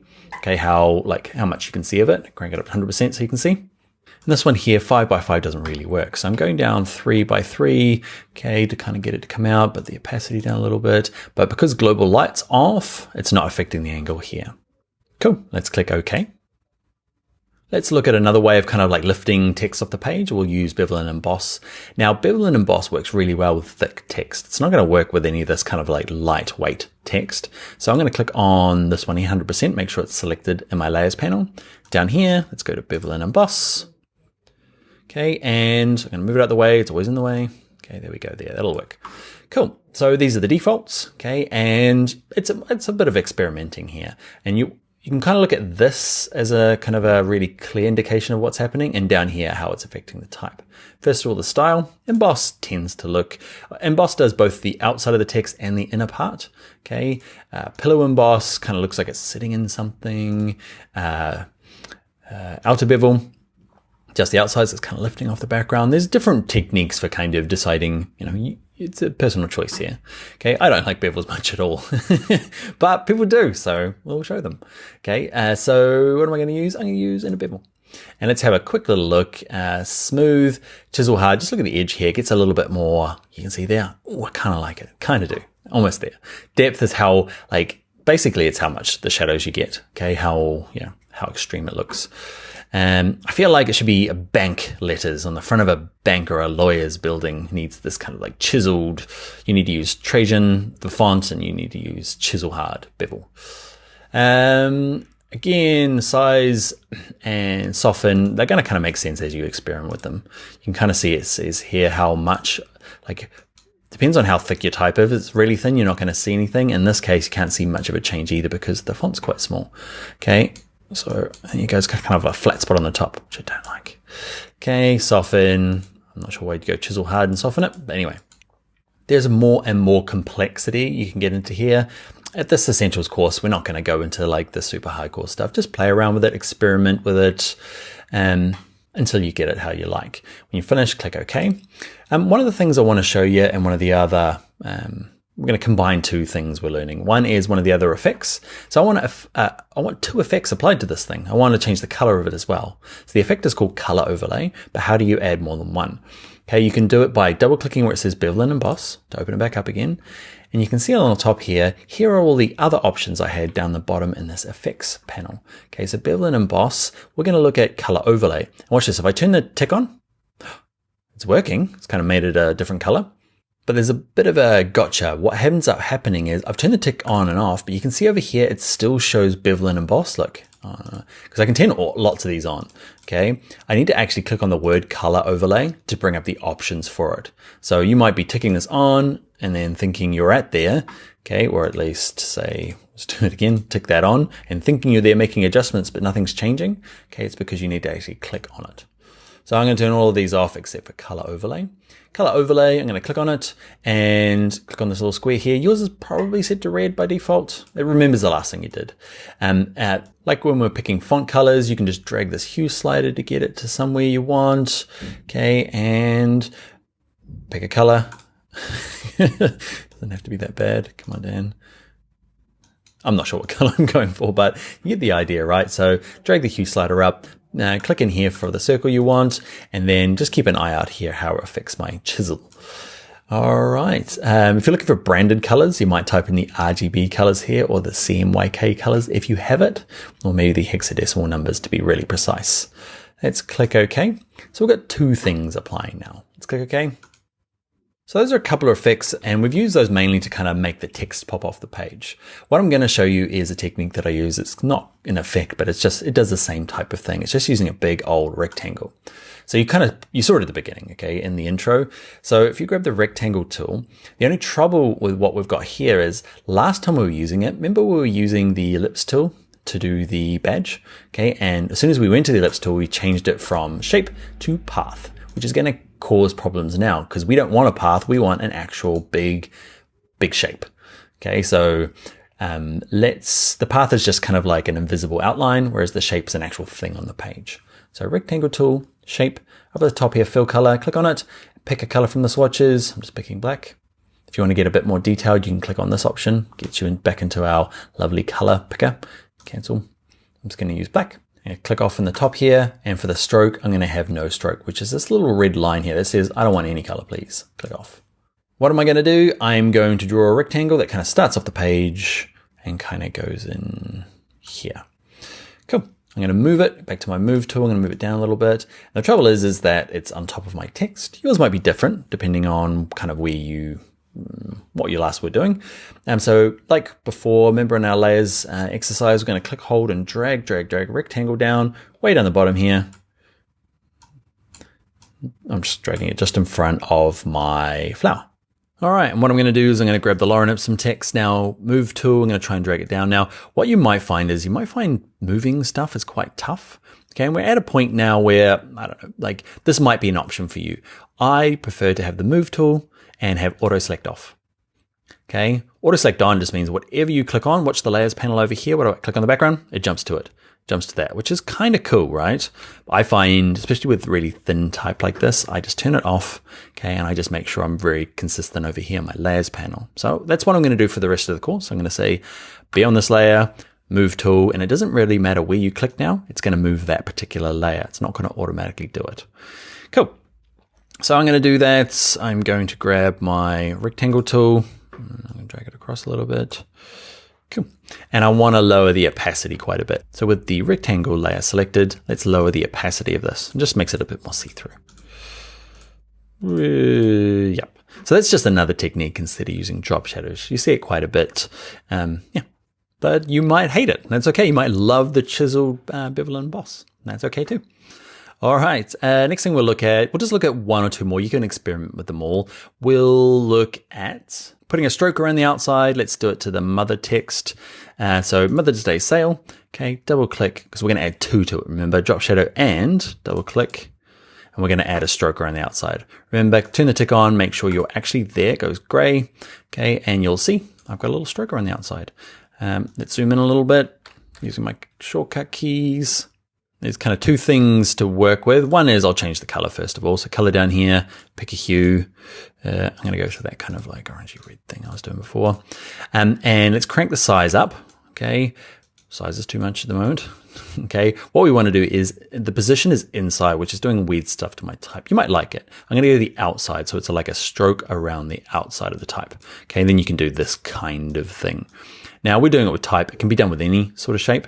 Okay, that rectangle can have a stroke around the outside. An image that you've masked out can have a stroke around the outside.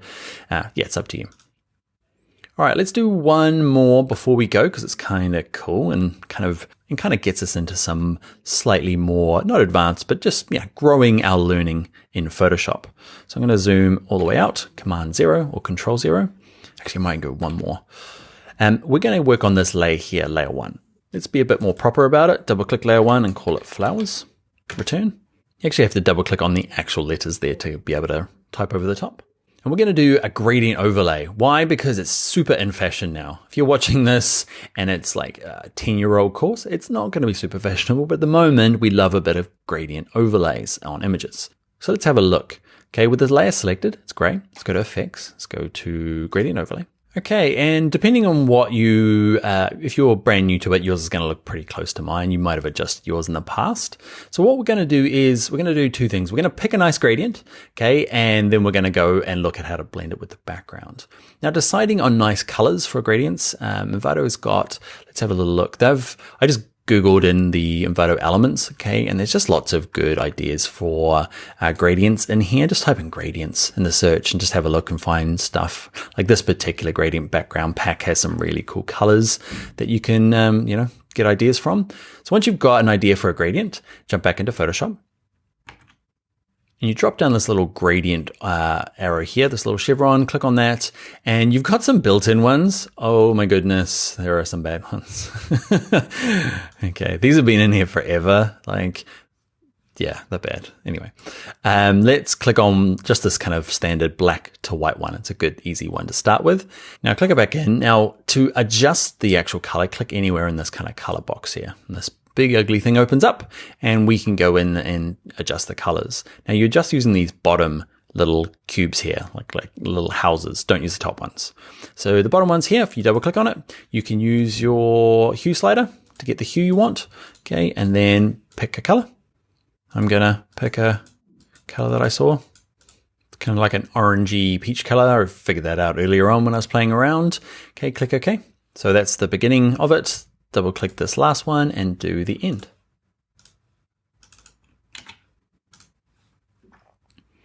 And I figured out the color that I wanted. Okay, I just copied and pasted it from when I was playing around before. Okay, let's click OK and let's click OK again. Now, gradient overlay is kind of cool. Okay, the thing is it's ruined my image, but you saw at the beginning there I had a kind of a mixture with the background, and this is something to do with something called the blending mode. Now, blending modes are super awesome and handy. Normal, it does exactly what it kind of meant to. Okay, but if you have a play around with any of these other ones, it's going to affect the background a lot better. Okay, so let's look at dissolve. It's never a great one. Darken starts getting a bit more exciting, and it's kind of cool what it's doing, right? It's always in the way. Let's move you over there. Can't. Okay. That'll do. And you just got to keep going through this list. Multiply. It's kind of cool. Color burn. Linear burn. I already had a play. And I liked, overlay's kind of a cool one. And so is soft light. But I really liked hard light. Where are you, hard light? Why can't I find you? You can see it. Oh, there he is. He's the next one down. Okay. It's a bit strong. Okay. I know we're kind of, I guess, we're destroying the images quite a bit. But I'm liking this kind of thing. What you might do though is lower the opacity a little bit just to kind of bring highlights a bit strong. So maybe something like that. Then play around with the angle of this bit, get it how you want. How do I want it? I'm just going to drag it around forever while you watch. You get the idea, right? So that's my gradient overlay. Okay, we've used a linear one. You can use a radial one, which is just like a circle in the middle coming out. Okay, but I'm going to use linear. And yeah, That's going to be it for this video. Okay, there's a few other layer styles that you can go through and practice with. And it is time for your homework. Okay, so what I'd like you to do is you've used the image here from Errol Ahmed. What I'd like you to do is either using your Envato Elements account, go find a new image. Or if you don't have access to that, go to Unsplash and find your own image, find your own gradient, and I'd love to see what kind of combination you come up with. You can use the text that we've used here or go and adjust it maybe for your own personal brand or the company that you work for. And I'd like to see what you've kind of come up with. You're allowed to just show and tell. You can ask for criticism if you like as well, and I will be kind and give you any pointers. You're allowed to use chisel embossers as well. I promise not to comment on them. So do that and share it with us on social media. Remember Twitter, look for Tuts Plus Design, and I'm on Twitter as Dan Loves Adobe. On Instagram, I am Bring Your Own Laptop. Tag us in it, and we'll comment, and we'd love to see what you do. All right, let's get into the next videos where we start looking at cropping and resizing images. Not as exciting as gradients, but very important. All right. Let's go do that. Hi there, in this video we're going to learn some basic cropping, but we're also going to do some magic cropping where we take this image here, we want it to be landscape, and you can see here when I do the cropping there's some edges here that just don't exist, they never existed in the world, but ready, steady, we magic them up using the crop tool. Alright, so let's go and learn how to do that now in Photoshop.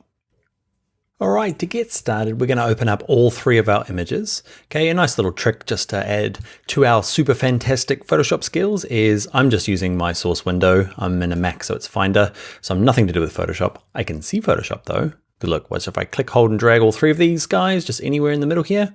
Hey, they're all open. Click on Photoshop and there's my tabs. That's a nice easy way to get started. Let's start with this first one, 10A, and let's be on our crop tool. Now the crop tool is about the fifth tool down, exactly the fifth tool down. Grab it.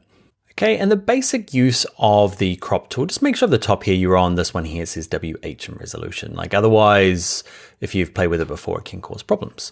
So just make sure you're on that option and you can grab any of the corners and resize it. When you're ready, hit return.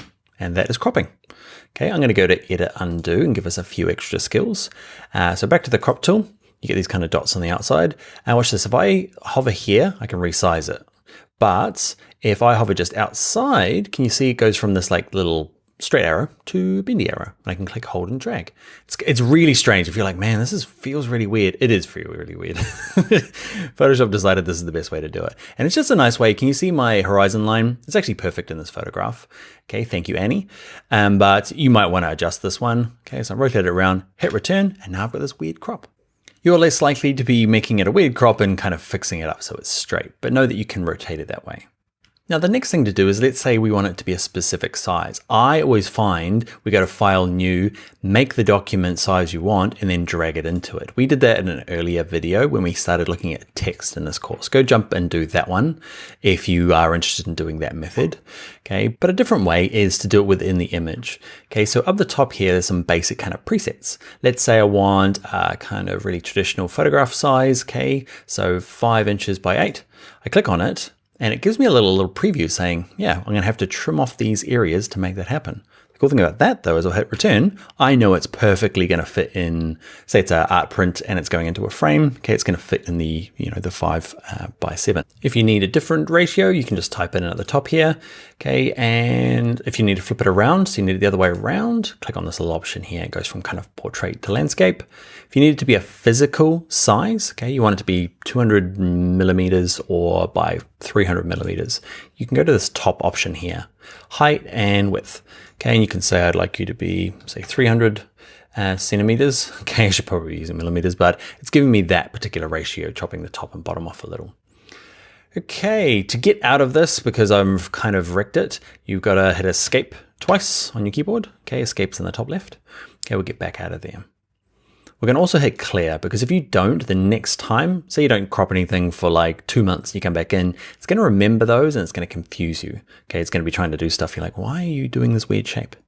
The next thing we'll do will be our super mega amazing thing in Photoshop. Okay, I love this feature. So what we're going to do is I want it to be my 5 by 7. Okay, I'd like to flip it around so it is landscape. And the trouble with it like this is that obviously the crop is a little wrong. So I'm going to click, hold, and drag my image to kind of get it somewhere. And then you're like, it's not quite working. So I'm going to let go. Now I can drag these edges, and because it's locked into this ratio here, it's not going to kind of bend anyway. It's going to kind of resize nicely. Okay, so I'm going to get it to a point where like this, and then I'm going to try not to drag this little dot here, drag anywhere else. Okay, I'm going to get it to like, I want it to be like this. The only trouble with this kind of crop is that it was originally shot the other way around. So I need to be landscape, and there's this extra gap here, just going to be blank, unless super magic content aware. Okay, turn that on. It's a little underwhelming tick, but I'm ready for the magic. We're going to click the little plus button or return on your keyboard. Give it a sec. Get ready. Oh, it magicked up more background. Cool, huh? Okay, it's kind of done a little bit of weird stuff over here. Okay, but it's magicked up new table that side. It's pretty impressive. It doesn't work on all images all the time. We'll look at a couple of other examples, but it is pretty amazing, especially for this kind of like, I don't know. It's got a gradient in the background, some wood grain here. It's done a great job this side. Not so good this side, but still pretty amazing. Let's look at another example. So this is 10B. Now, the only trouble with our crop tool at the moment is that it's trying to do this thing. It remembers, remember. Let's go back to width, height, and rotation. Make sure it's cleared. I say width, height, and rotation, width, height, and resolution. I'm going to zoom out a little bit. And I don't want this kind of like traditional kind of photography size. What I want is, let's say I'm doing something for social media, and it's like I'm doing a banner for Facebook. Okay, that kind of big banner ad at the top there. Or say you're doing, I do a lot of HTML banner ads, and they just got really weird sizes. Or it might be a double page spread, and you just need to make it wider. Something like this. I chose this example because it's going to probably do well. Make sure content aware is ticked on. Let's click the plus button or hit return on your keyboard, and it just does a really nice way of duplicating the background. Cool, huh? This one did a perfect job because the background's quite simple. And what you'll find is nature is pretty good, because it can kind of mix it around and do its stuff, do it in a nice kind of organic way. Where it becomes quite troublesome is if there's like really linear lines. So let's have a look at this last example by Brooke. Okay, and let's do the same thing. I'm going to grab my crop tool, make sure content aware is on. I'm going to drag it out. Okay, so I just want a bigger option. Okay, nice little square. Hit enter on my keyboard and give it a sec. And it's going to do an okay job. I've already practiced, but there's going to be a few things obvious. Okay, so hey, we've got 2 lemons. That's a bit weird. We've got 2 of these. Okay, the lines don't quite line up. This one's done okay. That bit looks good. Okay, so there are just times where this thing just doesn't work at all. It's done an okay job, but it's a little bit obvious with a few of these. Later on in the course, we'll do a bit more retouching where we'll show you how to fix it up once you've got to this stage, just to kind of get rid of double lemons. But yeah, I guess I want to show you with really cool examples like this guy. And this one here did a pretty amazing job. And then to show you an example that doesn't always work. All right, so that is cropping. We did some rotating, and then we turned on content aware fill. You might want to turn this off before you finish this class, just so that it's not trying to do it all the time. You turn it on purposely. All right, my friends, we will see you in the next video. What are we doing in the next video? We're talking about resizing and resolution. Hi there, it's Real Me. I'm back again for this video because we're going to talk about resolution. And resolution can be a little bit difficult. I find it's a little easier when I wave my arms around for this one. So what we'll do is we'll go through some practical examples and cut back and forth to the computer to explain it. All right, so let's get started. So let's get started first by opening up 2 images. It's 11A resolution from your exercise files. Okay, and these ones are from Jonathan Francisca, both of them. Okay, and what we're going to look at is kind of resolution gets kind of, we talk about high and low resolution, good quality, bad quality. So this first one, A, is good quality, high resolution. And this one here is low quality, bad resolution. It'll open up in your Photoshop quite small, and just hit Command plus on a Mac, Control plus on a PC to zoom in. You can see we've all seen examples of this where it gets kind of all a bit pixelated. I'm going to zoom out about there. Okay, there's just not enough resolution or density of pixels in it to make it look convincing. This bigger version here though has the exact same problem, okay? But the cool thing about it is the human eye and the human brain can't tell the difference between lots of little cubes and a real image. So what do I mean? If I zoom in, okay, Command plus or Control plus, it's actually just made up of, if I get close enough, of tiny little cubes. But far enough away, my human brain can't tell the difference. So they get referred to often in, there's two kind of main sizes. There's 72 dots per inch versus 300 dots per inch, okay? And that's just kind of like quality levels. And let's say that most images that are born, okay, through a digital camera or through stock library sites are going to come at this 72 dots per inch. So let's check that. Let's go to image and let's go to image size. And we can check that this one is indeed 72 dots per inch.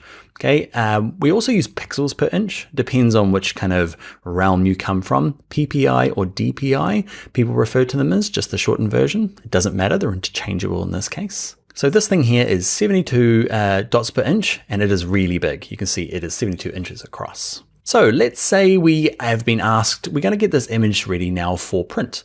And the specifications have said, we would like this document at 300 DPI or PPI. Okay, and we want it as the biggest size we can get. So what we do here is, let's say we've got our image, we need to send it off to the printer or send it to a newspaper. We're going to go to image size, and what we're going to do is we're going to make sure resample's off. Okay, when we're resizing original artwork, resample off is best to get started with. And let's turn the resolution to what they asked for, which is 300. And what you would have noticed is that you've noticed the size changed. It went from like a really big 72 inches down to something quite small, 17. Okay, and we'll cut to some real life footage now when I'm going to wave my arms around. All right, so here I am, arm waving time. So what ends up happening, right, is you've got this document, it's 72 dots per inch, and it's really big, 72 inches, right? It's really, really big. Okay, so, but the requirement is 300. Okay, so what that means is my 72 dots in an inch, say my inch is this big, okay, and there's 72 little squares in there, okay, but the requirements are I need 300 in there, not 72, I need more. So what you do is you end up telling Photoshop, like, cram 300 in that same square instead of 72. And what it does is it says, well, there's all this stuff out here, I'm just going to keep grabbing it and cramming more into that 1 inch. So instead of 72, I'm going to grab some more, now there's 100. Grab some more of them, come in here guys, and they pile them on and squeeze them all in, gets up to 200 and keep squeezing them in, and they pull them all in until there's 300 of them in that same inch instead of 72. And the cool thing about it is that now that one same inch has a lot more detail in it, and it looks really good for print. And that's what print needs. Our human brains can be convinced by a print, okay, that's at 300 dots in that inch. Anything less and you start going like, oh, I can start to see the little dots. Okay, so, and anything more we don't need. Our little brains don't need any more than 300 dots in that little inch. You can go more. So that's why we need it. And what the trade-off is though, is because I've grabbed all those dots that were hanging out here and pulled them in, the physical size of the whole document got smaller, about a third smaller. Okay, so we had to kind of cram them all in, but the drawback is the physical size gets smaller. And that's, I guess, just one of the trade-offs when you are working, especially with print, and you've been asked for 300 DPI. Just know that whatever image you've got, it's going to be about a third. I know it's not perfectly a third, but yeah, it's about that. Okay, so the next thing to think about is, let's say I need it to be 300 DPI. Okay, so that job's finished. We're done with that one. We got it. It's a bit smaller. I think it's 17 inches across now at 300 DPI. Job done. Send it to them. That's as big as it can be at that resolution. But let's say there's a chance where, or there's a time where you're like, actually, it needs to be 300 and it has to be 18 inches across. You've just done that little calculation and Photoshop said it can't be. Can only be 17. You're like, What you can do is, remember that little checkbox? We'll go check it again in a second. That little checkbox that says resample, that's the thing where you tick that and you type in 300 and you force it to be 18, okay? And Photoshop will do its best. It'll just invent new pixels, okay? So it pulled in all the ones it needed and then it goes, well, I still need some more. So I'm just gonna like start messing about with the file and start duplicating them and making more. And that's totally fine when you get to a certain kind of, like a little extra half an inch, no problem, nobody's gonna notice, okay? But if you say I need it to be, I need it to be 50 inches across at 300, Photoshop's gonna try its best. It's probably gonna melt down trying to do this job, okay? But it's gonna look bad. It's going to have all that yucky goop everywhere, and it's going to try its best. But Photoshop's good, but not that good. Small changes, yeah, great. Turn resample on, increase it a little bit, you're fine. But if you try and do too much, you're going to see all the junk. All right, let's jump back in and do it properly on the computer together. Okay, so let's say it needs to be 18 inches. Oh man, it's just not big enough. You can turn this on and let Photoshop resample it. So I'm going to force it to be 18. Okay, and what's going to happen is Photoshop is going to try its best to like magic up new pixels. They didn't exist before. It's going to do its best to magic them up. And with a small change like this, okay, we went from 17 to 18, you're not going to notice. Okay, it's when you're trying to do massive changes. If they're like, it needs to be 22, okay, you're going to actually start to see, you can even see it in here. There's this kind of like goop that appears. Okay, it's just resampling goop. And yeah, it just, Photoshop's trying its best to make up more pixels, but it can't go back in time and make a photograph. So that's kind of like, small changes, nobody's going to notice. Big changes, people are. That's probably one of the main use cases, okay, is when you take an image, you work on it in Photoshop, and it needs to go into a printed document. You might be sending it yourself into Illustrator or into InDesign, okay, and it needs to be 300 pixels per inch. So change it in here, see what size it is, and then go and you might have to turn resample on just to get a little bit more out of it. All right, let's look at one other use case to help you kind of understand resolution. Jump back to Dan's head. All right, one other common use for using Photoshop to resize images is going out to kind of web or social media. And what that means is often they'll say something like, your image can be a maximum of 1600 pixels, okay? And it might be going to, say, Facebook or Instagram or Twitter, and you just need to resize your image because at the moment it's quite big, okay? You shot it on your DSLR or you've downloaded it from the internet, and it's really, really big. You need to get it to a more appropriate size for going out to social media. So let's go and do that now and resize it to about 1600 pixels. Okay, so we need to get that right size. So let's go into image size. And what we're going to do is it needs to be 72 dots per inch. Okay, they might not mention that. They just assume that if it's going up onto a website, okay, because that's the kind of standard website size. And this is where resample needs to be turned on. We made it bigger in the last thing. Okay, you can also make it smaller. Okay, so with resample on, I'm going to say it needs to be pixels. Okay, and it needs to be 1600. Okay, I can't remember what I said on the talking head version. Let's say it was 1600. Okay, and I've kept the link locked there so that it changes the height and width. And now I know it's the perfect size. It's the 1600 across, the biggest they allow, and at the right resolution. I'm going to click OK. Okay, it's going to be a lot smaller, but that's right. That's what the website wanted. So that's what I've given them. Now I'm going to go and do a file, save. I'm going to save it as a JPEG and upload it to the website. Okay, so those are two, hopefully, examples of resolution. It can be a little bit of a rabbit hole of knowledge, but hopefully it gives you a kind of a brief understanding of some of the typical uses, getting images ready for print and getting them ready for a website. All about the resolution.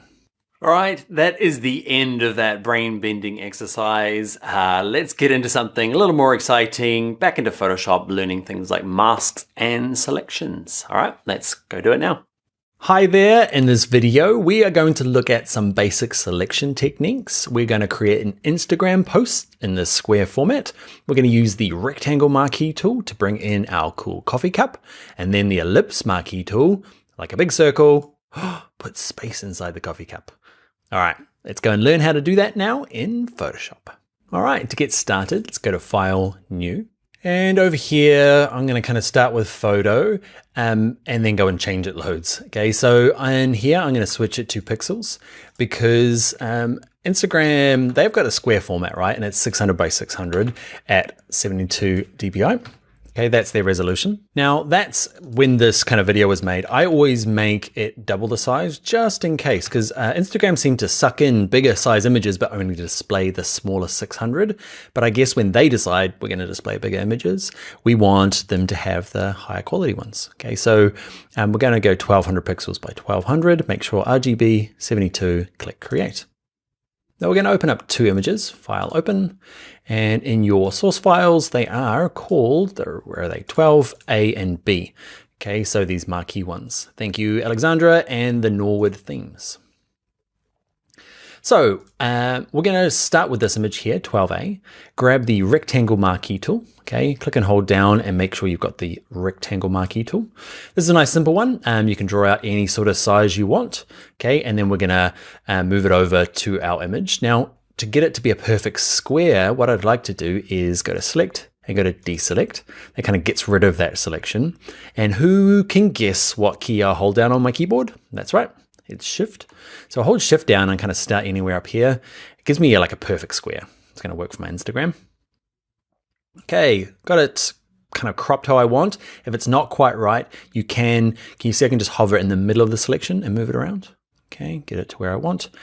And then all I'm going to do is go back to my move tool, and we're going to use the shortcut that we learned earlier. Remember the fun tab game? You can copy and paste it. I won't come find you, but we'll do it the proper way. Click and drag, drag, drag, drag, drag, drag, back to this original image here, and then the mouse down the whole time and let it drop into here. So what we're going to do now is practice our scaling. So we're going to go to Edit, and we're going to go to Transform. We're going to go to Scale. I'm going to zoom out a little bit. Okay, and I'm going to grab the edge, and I want it to come down proportionately. Okay, or scale down. We're going to hold Shift. Okay, get it to kind of where I want, roughly there, And then I can kind of drag the middle. Don't drag this little thing and this little target. It's the kind of center of rotation. We don't need to mess with that. Just drag anywhere but there, and kind of get it in the middle. Okay, when you're ready, hit Return or Enter on your keyboard. Otherwise, things don't work. So that's the rectangle marquee tool. Drag things in a big rectangle or square by holding Shift, and you can copy and paste things. Let's go to 12B and just look at the very similar, okay, ellipse. Okay, elliptical marquee tool. It's going to do exactly what you think it's going to do. Okay, I'm going to draw out an ellipse. And I'm going to go to Select, Deselect, and if I hold down Shift, it's going to be a perfect circle. And I'm just going to kind of crop it there. Okay, we're going to put our space inside of a coffee cup. So again, Move tool, drag, drag, drag to this first tab, holding down the mouse key the whole time, let go in the middle, too big, Edit, Transform, Scale, grab the corners, hold Shift, drag anywhere but the target. We're just going to keep dragging it down until it's kind of in a, don't worry too much at the moment. The edges are a bit crisp. We're going to learn more and more features as we go along. This is, I guess, just a quick and easy thing to do. Now, if you're finding it hard to move around because it's jumping around, I quite often just use my keys on my keyboard, okay, the arrows. So I'm just tapping the arrow key to the left and up a little bit. Zoom in. Okay, you can see the edges aren't perfect here. We'll look at doing a bit more of that later in the course. Okay, but just tapping around. When I'm ready, hit Return, zoom out. Oh, awesome. Looking cool. Straight to Instagram. Okay, so that's using the marquee tools, okay, the circle one, the ellipse one, sorry, and the rectangle one, nice and quick and easy. What I'd like you to do though is I'd love you to do your own version, okay, find your own coffee cup or plate or bowl, something kind of looking from the top, and find your own image in the inside. Okay, one thing you might find is I just happen to find an image that's a perfect circle. You might be on a more of an angle, okay, so you might do with this layer here selected, go to Edit, Transform and Scale it, and you might have to kind of distort it a little bit to fit in with maybe, you know, the perspective of the image. Okay, I'm not going to, so I'm going to hit Escape. It's my undo key. And because you've got probably got access to Envato Elements, what I'd like you to do is, like, you don't have to pick, you know, find a coffee cup in here as well. And I typed in, I come into Elements here and I typed in photos and used Arial. Okay, I spelt it like Arial, the font to start with, but okay, but some of these images, if you type in Arial, you can find some stuff that you can work with for your example that's kind of looking straight down from the top, and yeah, find something interesting. Once you've got it, okay, find your own coffee cup, find your own Arial image, and see if you can combine them as practice. And then with your social media Instagram posts, is tag me in Instagram. Okay, so I am at Bring Your Own Laptop. I'd love to see what you do. You can also add it to that forum we mentioned at the beginning there. In Envato, you can look in the forums, and if you search for Adobe Photoshop for beginners, you'll find our little shared group where you can share the things that you've been making. If for some reason you don't have access to Elements, try using unsplash.com, okay, and find some images in there.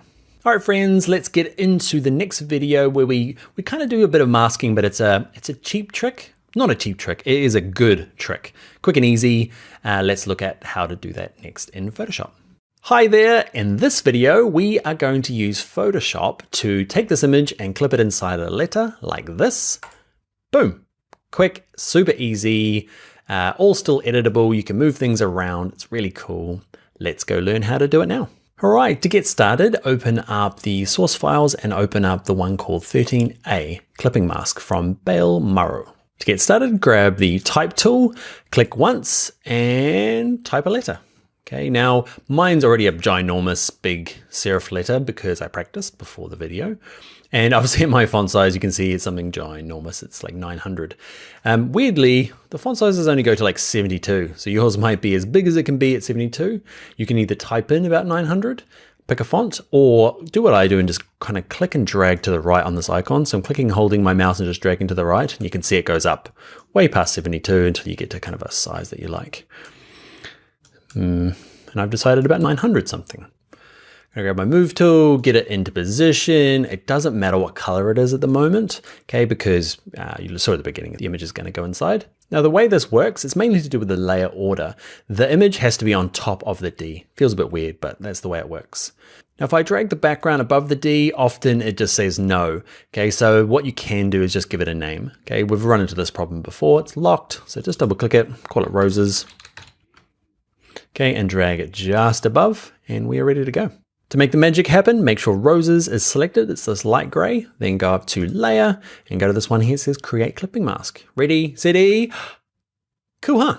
Super easy, super quick, nice clean kind of mask. That's why it's in this section. And it works really good with these kind of simple shapes like like type. So some of the things, so it's easy to get started. Now let's look at a couple of the interesting parts to this technique. Is I've got roses selected. So if I go to my move tool and move it around, you can see it moves independently of the D, which is really cool because it means I can kind of get it perfect how I want. I can also use the edit, transform, scale, and then I can kind of resize this to how I want it to be. Okay, get in the right position, click return. It's the same for the D layer. Okay, if I click on this and move it around, okay, it's independent. But there's gonna be lots of times where you wanna move them together. So what you can do is click on the first layer, hold shift down on your keyboard, and then click the second layer. They're both light gray now, okay, and I can move them both around and I can both transform them at the same time, okay, just have them both selected. Now I'm gonna go and add the white background and the drop shadow. You don't have to, you can skip on to the next video, but if you wanna hang around, let's put a white background in. Why don't we have a white background now? It's because there's nothing there. It's kind of invisible, and Photoshop uses this checkerboard kind of effect to kind of try to represent invisibility. There's nothing there. Okay, but I want a solid white background and a drop shadow. So what I'm gonna do is down here on my layers panel, I'm gonna click on this little icon here. It's kind of if you hover above it long enough, it'll tell you it's the new layer button. Click on him. And instead of layer 1, I'm gonna be real good and call it white background. And the easiest way to fill it with white is with it selected, go up to here to edit, there's a fill option.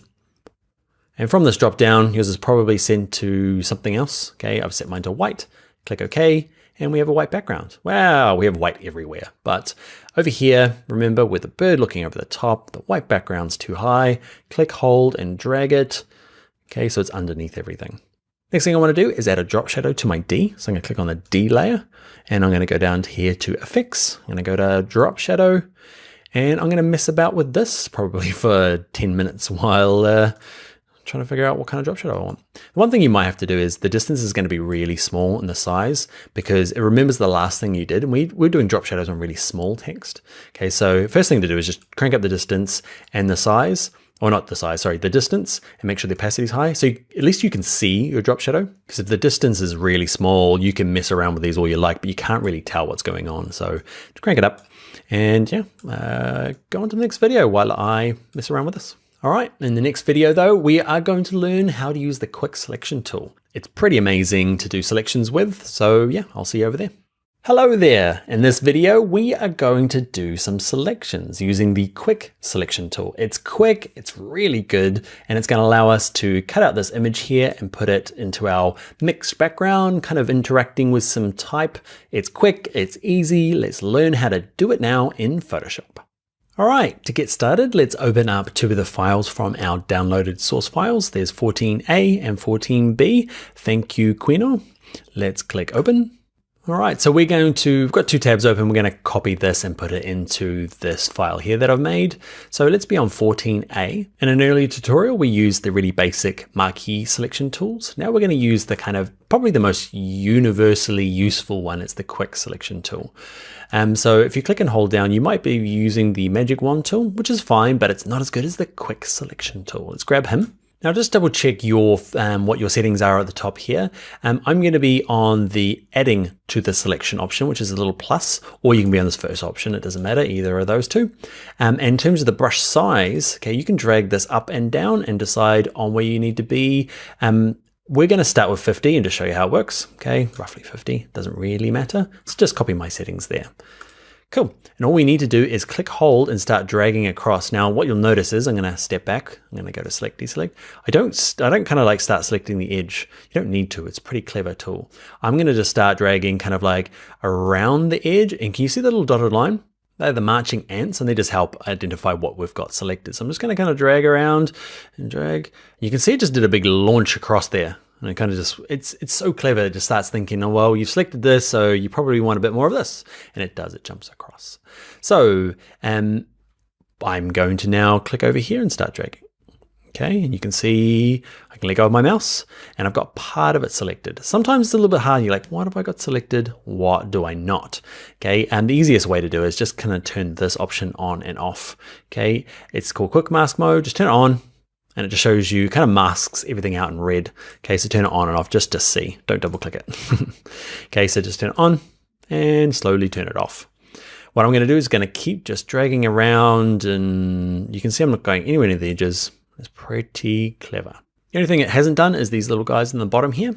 Now I've picked a pretty good example for this. So when you're maybe using your own stuff, we're going to learn in some future videos a little bit of extra tricks to get some more tougher selections. But if it's a product shot or something like this, it's a really nice studio shot. It's going to be easy to select. So these bits here are not quite right. So I'm going to zoom in. So Command plus on my Mac, Control plus on a PC, spacebar, holding down my spacebar and dragging with my mouse. Okay, you can see it's missed these bits and there's a little bit of stuff in there. Yeah, quick selection is quick. Okay, it's not going to be absolutely perfect, but it's pretty close. So what I want to do is minus from my selection. Okay, but my brush is quite big, so it doesn't fit in there. So I'm going to lower the brush size to something quite small. Teeny tiny. And I'm going to click in here, say get rid of that. And you'll notice that when I start dragging, it goes and it looks horrible. And when I let go of my mouse, look, oh, magic. If it's, what you can do, there's this auto enhance option on. The only trouble with it, it does a better selection, which is cool, but it does stress your machine out. So get in there. And I've got a really pretty high powered laptop and it does stress it out. Don't worry about getting too far into these edges in this example. Okay, we're going to do some more sophisticated selections later on. So I've kind of tidied that up using the minus. If I say I go too far, grab a bit of that and it's like, oh no, it's gone too far. Go back to plus and just drag across that bit. Auto enhance, you can see, kind of stresses it out a little bit. Cool, so let's zoom out and let's see what we got. Have I missed anything? Click on the quick selection tool, it's pretty good, go off. So now we're gonna move it into this file here. We're gonna use our technique where we just drag it. Okay, and one thing we might notice, let's do it first. Let's click, hold, and drag it. Okay, and drag it into this tab, wait, calm down. You'll notice that my one has not the most beautiful edge. Okay, so I'm gonna edit step backwards until it's gone. Come back here, and I'm just gonna kind of shrink the selection a little bit. We're gonna look at more sophisticated ways of doing this later on, so don't worry. I guess we're just kind of getting used to the tools. Quick selection is an awesome one, but the edges aren't perfect, so we're gonna go to select, modify, and we're gonna go to contract. And how many pixels? You'll have to experiment depending on your image. Okay, but I'm gonna go back maybe 3 pixels, not 30. Click OK. Now with my move tool, click, hold, and drag it, and it's gonna be better. Not perfect, okay, but it's a quick solution for the quick mask. Okay, and now I'm just gonna go and kind of rejig this to show you what it looked like at the beginning. But if you're happy with that, you can move on to the next tutorial. That's the quick selection tool. But a quick caveat with that tool there, I've picked an image that works well with it. It's got nice, clear, defined edges. When we get into things like hair and out of focus objects, quick selection tool is not going to work. Okay, so it's one of your tools in your Photoshop toolkit, and we'll look at more advanced ones later on. But for studio shots and anything that has a clear, sharp edge, it's super quick and easy. So what I want to do is I want to resize it. So I'm going to name my layer flower. My spelling is terrible. I spelled that flowerists when I first start with a U. I had to go back and reshoot this bit. So I'm going to use my selection tool, okay, or my move tool, move it around. I'm going to use my edit, transform, scale, and I'm going to shrink it down holding shift. This is stuff we already know, so if you want to skip along, it's okay. I'm going to rotate it. I'm going to get it down to a size that I like.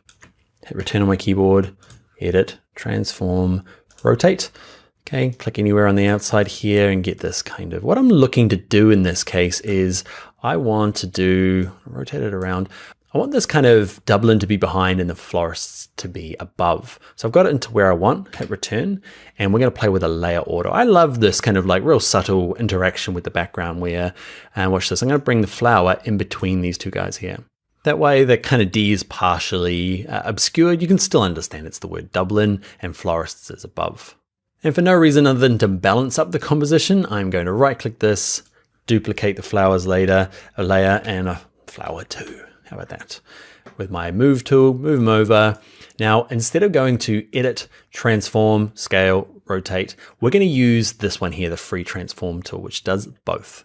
Okay, so from now on, I'm just going to use the free transform tool. The Command T on a Mac or Control T on a PC is a really common shortcut to know. Okay, so if you're going to be learning any shortcuts, that's a good one, because what it does is allows me to hold down shift and resize it. But at the exact same time is if I go move away from here, I go to rotate, I can rotate it around as once.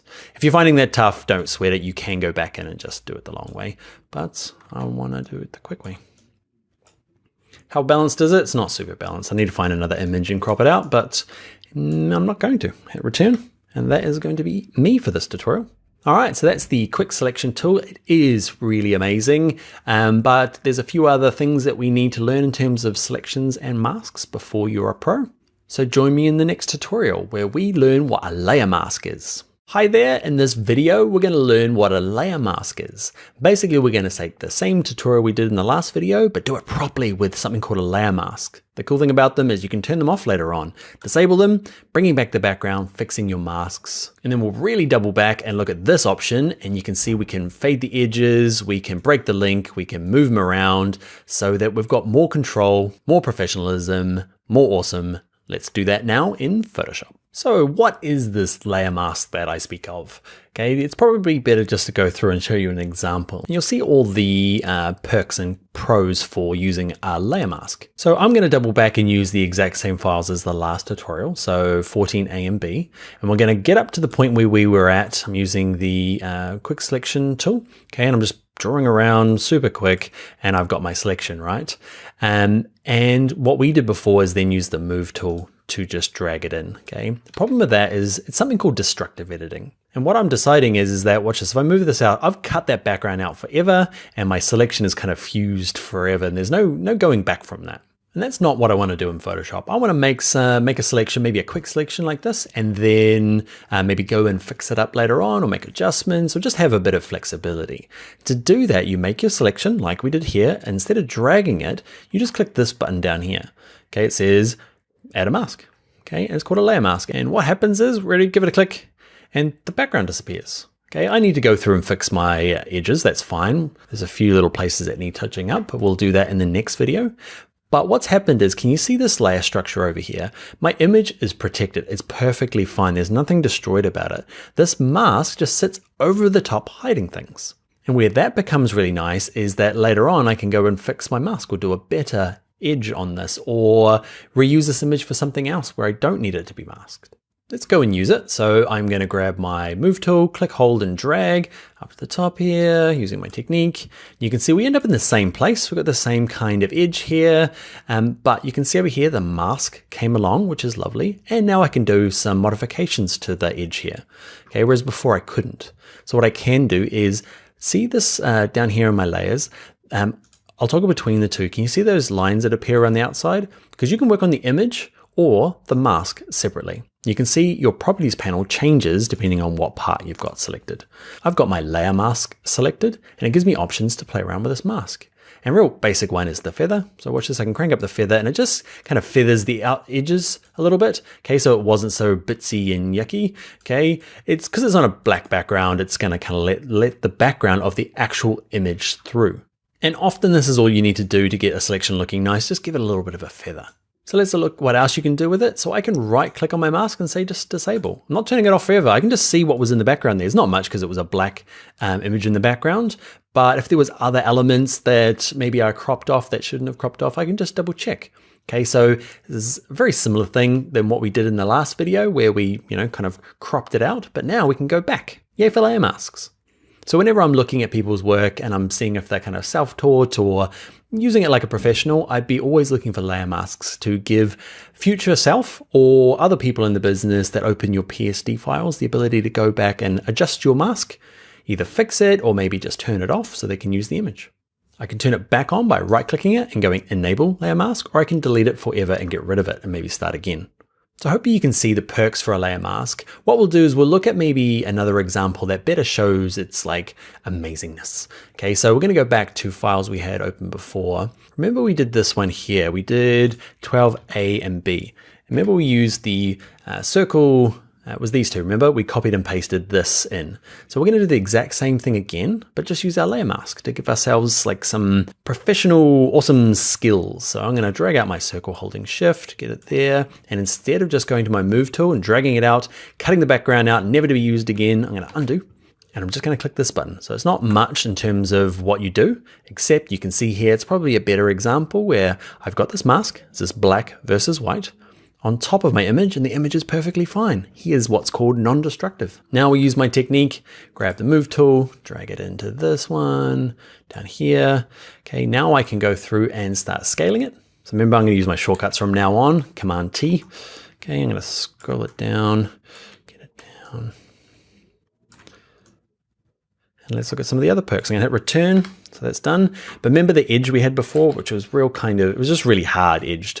Okay, so it didn't look really believable as much as a galaxy in a cup does. But remember the feather? I can just kind of feather the edge here. I'll go maximum feather so you can kind of see the edges there. But you can see I'll move it out so you can see it. It's got a blurry, feathery edge. Okay, and it just helps that to look slightly more believable. It gets better. Layer mask time. You can see at the moment it moves together, the mask and the image, but you can break that link. See this little linking icon here? Click on it. Okay, and now, remember I can click on my mask or my image. And in this case, I want to leave my mask where it is because it's kind of in the right position for the coffee cup. But if I grab my image now, move tool, look at that. How pro are we? Okay, we can get our composition right or make adjustments that the client asked us, or you get the idea, right? So in this class so far, we've been doing destructive editing. Okay, by just copying and pasting it or dragging it. From now on though, you and me are going to use layer masks. Turn the link back on because otherwise it's a bit funny having them separate. And now let's get into the next video where we start tidying up some of the less easy selections to make. We've been doing it easy so far. Let's make it hard, or at least harder. All right, see you in that video where we look at something called select and mask. Hello, in this tutorial, we're going to take some more complicated selections and masks. The most complicated of them all is here. That's a little out of focus in the background here. Okay, and using the power of Photoshop and its amazing select and mask feature, hey, we're gonna mask it out against a sunset background just because, using the underwhelmingly named select and mask feature. It's amazing. Let's go and do it now. All right, so we've got two files open. We've got 14A, which we've used before, and we're going to open up this new one called 15. Okay, so grab both of those open and let's start with 14A. And we're going to build on some of the techniques we've already learned. So we are going to use our quick selection tool. We're going to use a brush size of, it doesn't really matter, okay, in this case, because it's such a clear division of color in the background. So I'm going to click hold and start dragging around. And we did this in the previous tutorial. So I've got most of it there. It's done an okay job. The only thing I need to fix up is just these bits in the middle here. So I'm going to zoom right in. I'm going to pick a smaller brush size. Now it's shortcut time. Okay, we're not going through too many in this course because we are at the beginning kind of level, but there's some really useful shortcuts. Like, so look at your keyboard and you're looking at the P key, okay, and we are using the square brackets that's next to it. Okay, so the open and close square brackets, give them a try. And makes your brush bigger and smaller. Instead of going up the top here and going, okay, now I need a smaller brush size and dragging it up and down. Okay, it's a nice way to get started. So I'm going to do something quite small and I want to minus from the selection. So I can go to minus here, okay, and just kind of remove that bit there. Give it a second, minus that bit there. Okay, I'm going to go even smaller, get this bit in there, this bit in there. I'm not going to spend too long now because that was for a different tutorial. I'm going to tidy that up. I say no, but I'm going to do it anyway. Zoom out and I've got my selection. And like we did in the previous tutorial, we're going to add a layer mask because that's non-destructive and awesome. And we're going to have something that has an okay edge. Okay, and we looked at doing feather, and feathers doesn't kind of work. What we want to do is maybe tuck it in a little bit. So what we're going to use is this magic thing here called select a mask. If you can't see it, you might be on this thumbnail here. Doesn't appear. So I can click on my mask and then select a mask appears in my properties panel. Okay, so click on select a mask. They should call it like super amazing mega masking fixer thing. Okay, because it's got an insignificant name, select and mask, but it does some really amazing tricks. Okay, so yours might look like more like this. So we need to do a couple of things. The first thing is along the top here, we need to decide on, I think it defaults to onion skinning. We can check it against different backgrounds. Now this will depend on your actual image. Ours is white against black. So if I start masking it against black, okay, it's just put a solid black background in there to kind of show me the edge. It doesn't show me it very well. Whereas white, I zoom in a little bit, you can see it's a really easy contrast against the edges here. So decide what works for you on black, on white. It might be on the layers, that might be one that works for you as well if you've got a layer underneath. So where does the magic happen? Magic happens is there's kind of two ways. If you go to edge detection, okay, and often you can just lift this up and it fixes a lot of things, okay? I'm gonna crank it up a little bit and I'll show you the preview on and off. It can stress your computer out a little bit.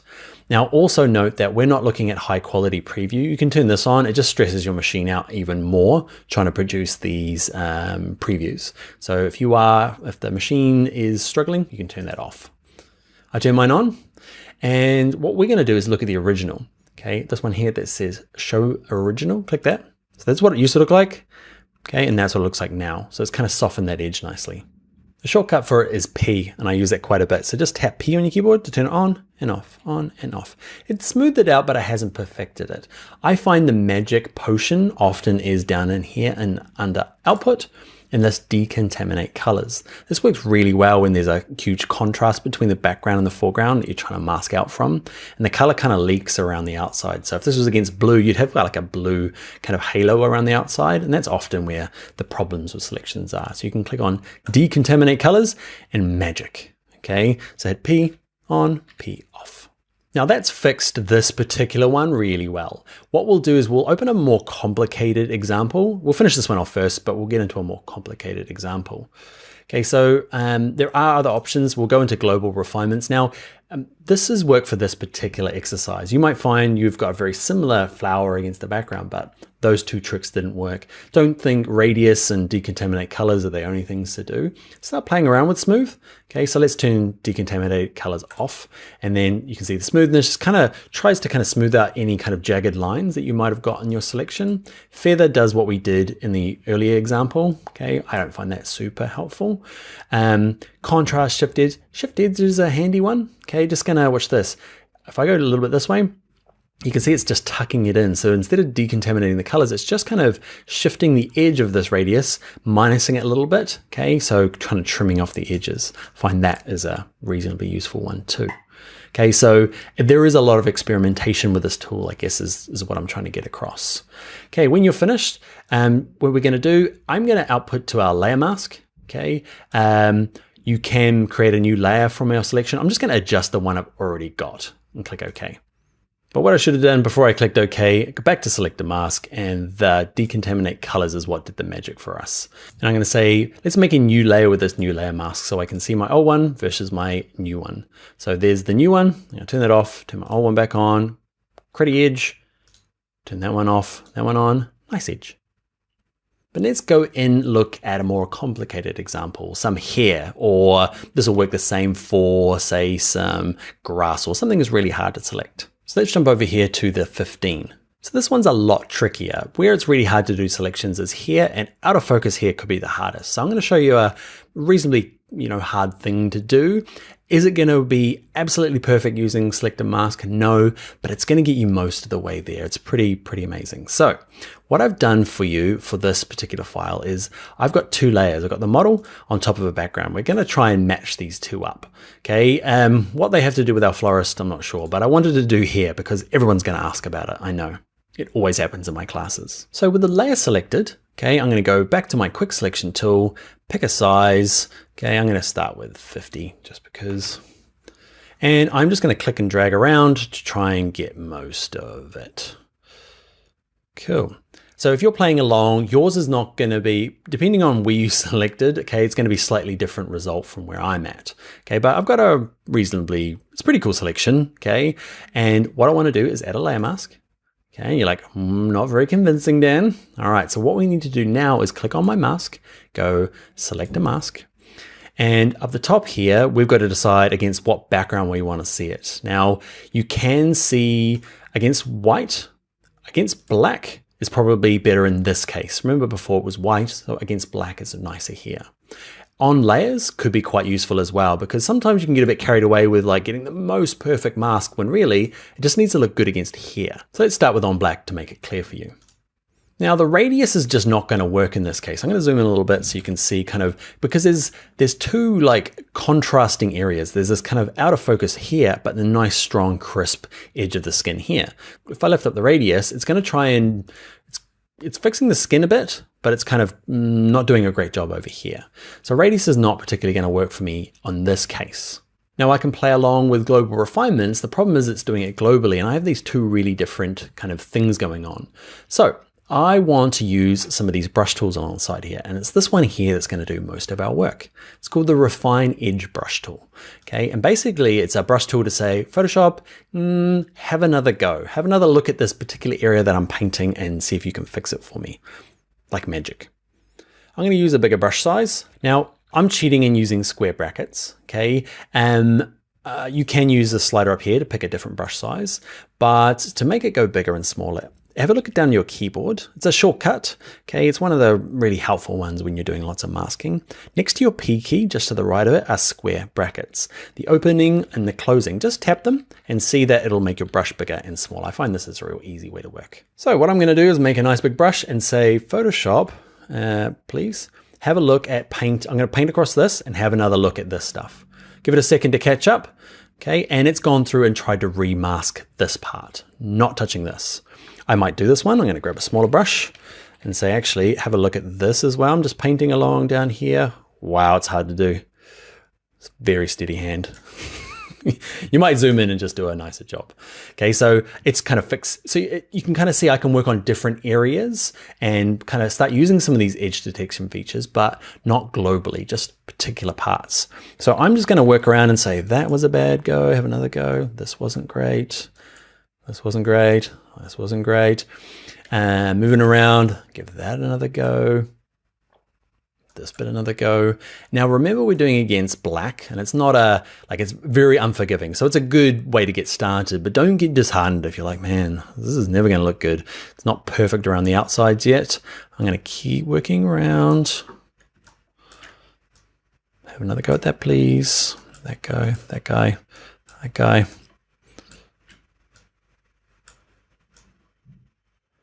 All right, I'm going super fast. I should be changing my brush size a little bit more, but let's just have a little look against our background. So let's look at against the layers. So this is kind of a more important kind of thing to look across. You can see some of the hairs coming through, which is cool. It's not as blobby, but there's a little bit of blue.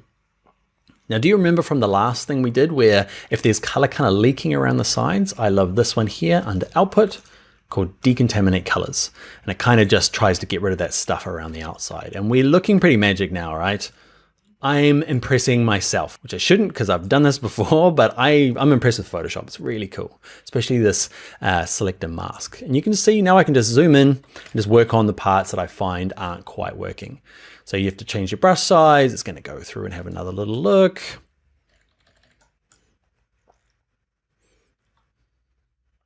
Let's zoom out. Okay, see how convincing it is. I'm going to probably have to go through and have a little look at doing a little bit more with the brush for these kind of bits that are still a little bit blue. But you can see if you've tried to do this in Photoshop before and like it's used to be impossible, okay? So selector mask has really kind of lifted that game for us. For things like here that are out of focus or trees and leaves that are kind of moving. So there is just times where it's just really hard. If you've got somebody with sandy blonde hair moving out of focus against the hay bale, selector mask is not going to be your super awesome selection trick. You need some sort of contrast. So if you're in charge of the photo shoot, make sure that there's some sort of contrast against your model or the product that you're shooting so that you can use tools like this later on in post. All right, I hope you have fun with it. I love it when it came out. Selector mask, you are awesome. Thank you, Photoshop. Let's get into the next tutorial where we start looking at smart objects. Hi there, in this video, we're going to look at what a smart object is. A lot of people ask me, why should I be using them? They're on lots of forums. People say, always use smart objects. Okay, we're gonna dive in, figure out the pros and cons for them right now in Photoshop. All right, so we're going to look at the two parts. We're going to look at smart objects for images, and then we'll look at it for things like logos and icons. They traditionally call vector objects. So to get started, make sure you've got 16A open, okay? 16A smart objects from the source files. Now let's bring in an image. Now we're going to do it our way, file, open. Okay, and let's open up the one called 16B, okay? Another image from Norwood Themes. Great, so we're going to use our trick, move tool, click, hold, drag, drag, drag. We've done this before. We're getting pretty good at it, right? Okay, and we've got our image here. It's really big, okay, lots of quality in there, awesome. And I want to scale it down. So what I'm going to do is I'm going to show you the wrong way, well, the way we've been doing it, and then the new fancy way. So I'm going to grab my edit, transform, and scale. Remember, I'm going to use my shortcut, Command T. I'll zoom out a little bit. Okay, I'm going to scale it down to something a lot more appropriate. And let's say I get it down to this size. For what reason? Mainly just to show you an example. Let's say I want to use it quite small. I'm going to remove the background. It's going to be this like little petite thing in here. Okay.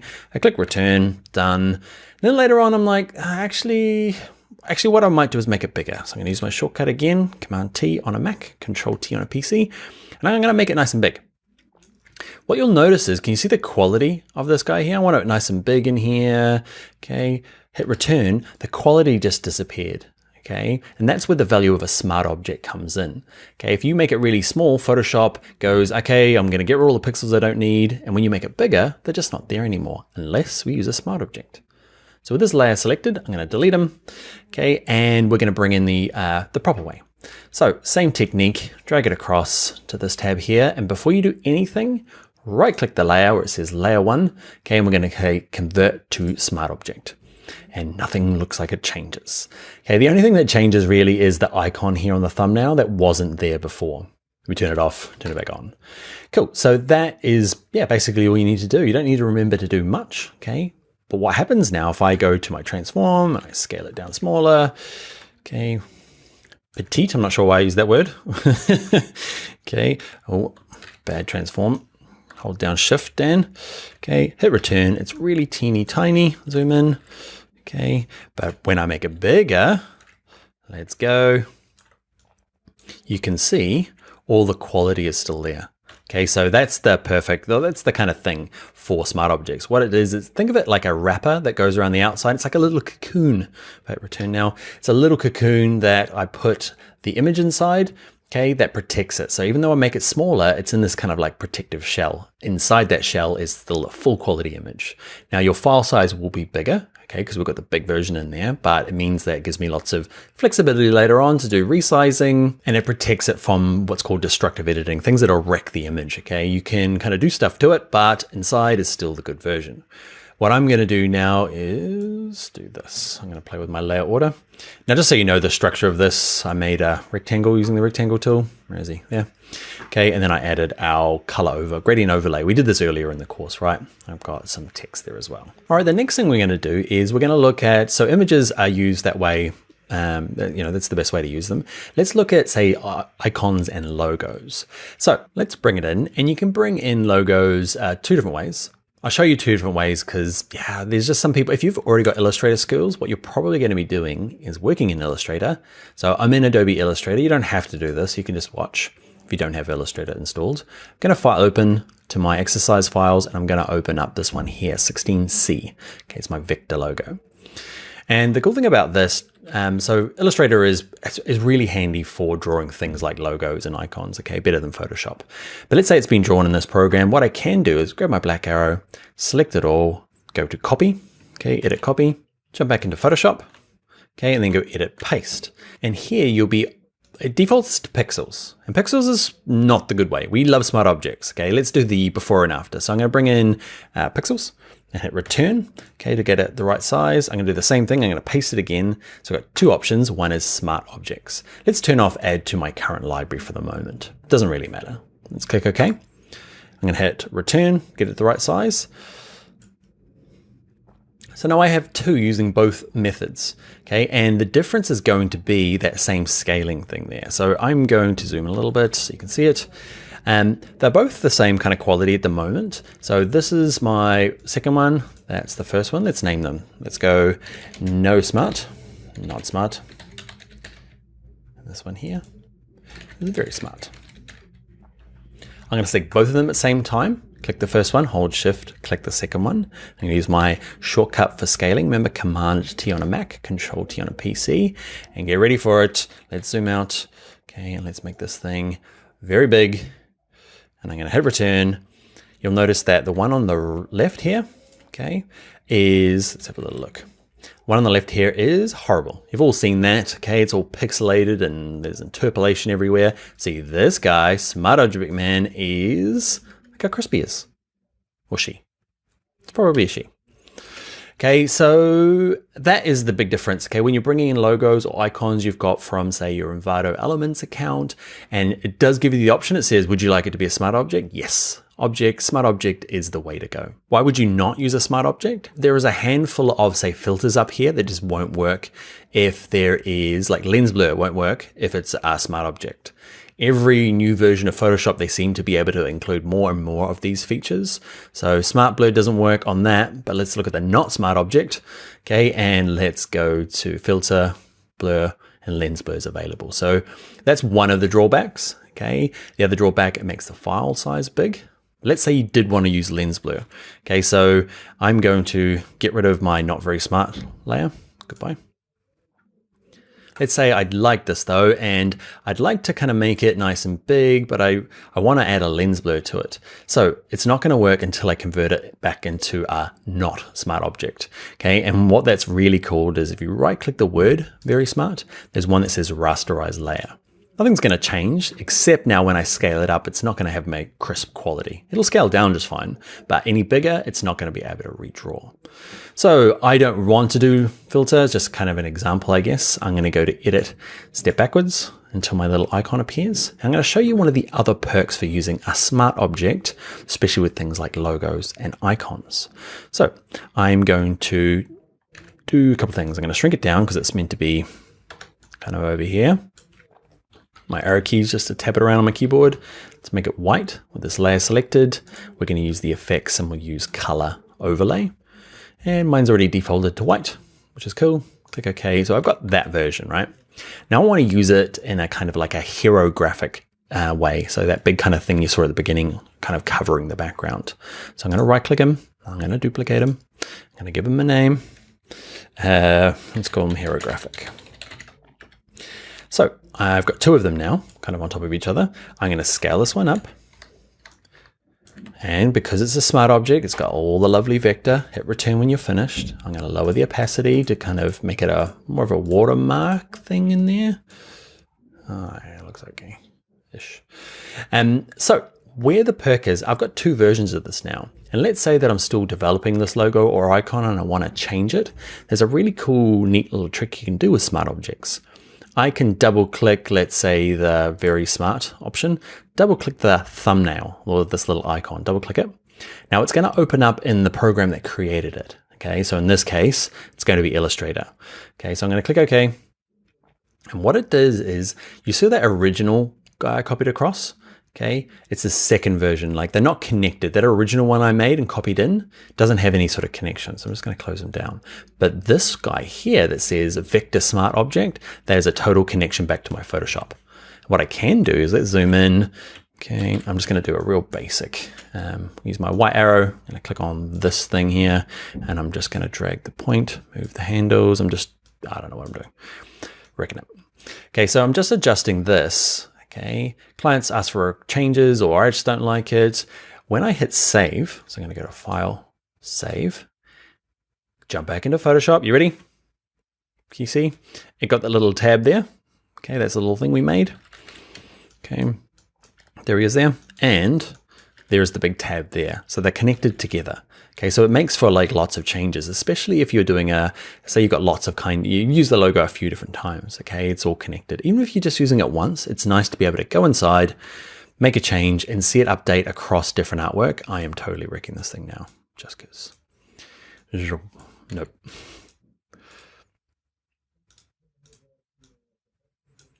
That is wrecked. Save it, jump back in here. You can see I've wrecked my logo. Jump back in here, undo it. Save it back into here and it updates. So to recap, basically bring in an image, whatever size it is, convert it to a smart object, do your work. If you have to convert it into a non-smart object, okay, it's right clicking it and rasterizing it. There are some extra perks for vector objects, okay, copying and pasting from, it works the same for InDesign or Illustrator, copying and pasting logos in.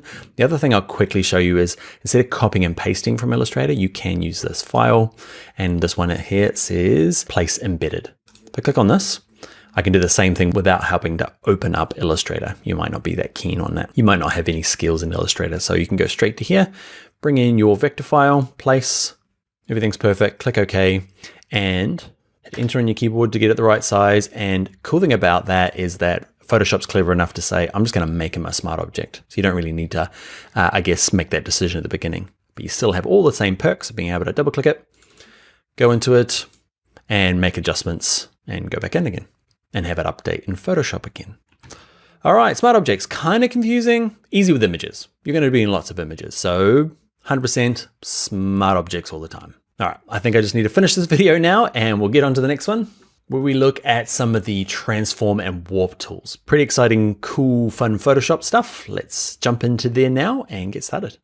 Hey there, in this video, we're going to take this kind of flat graphic at the top right here and wrap it around our coffee cup and stick it under the book and kind of make it so it interacts with the background. You can kind of see it there, all using the magical transform tools in Photoshop.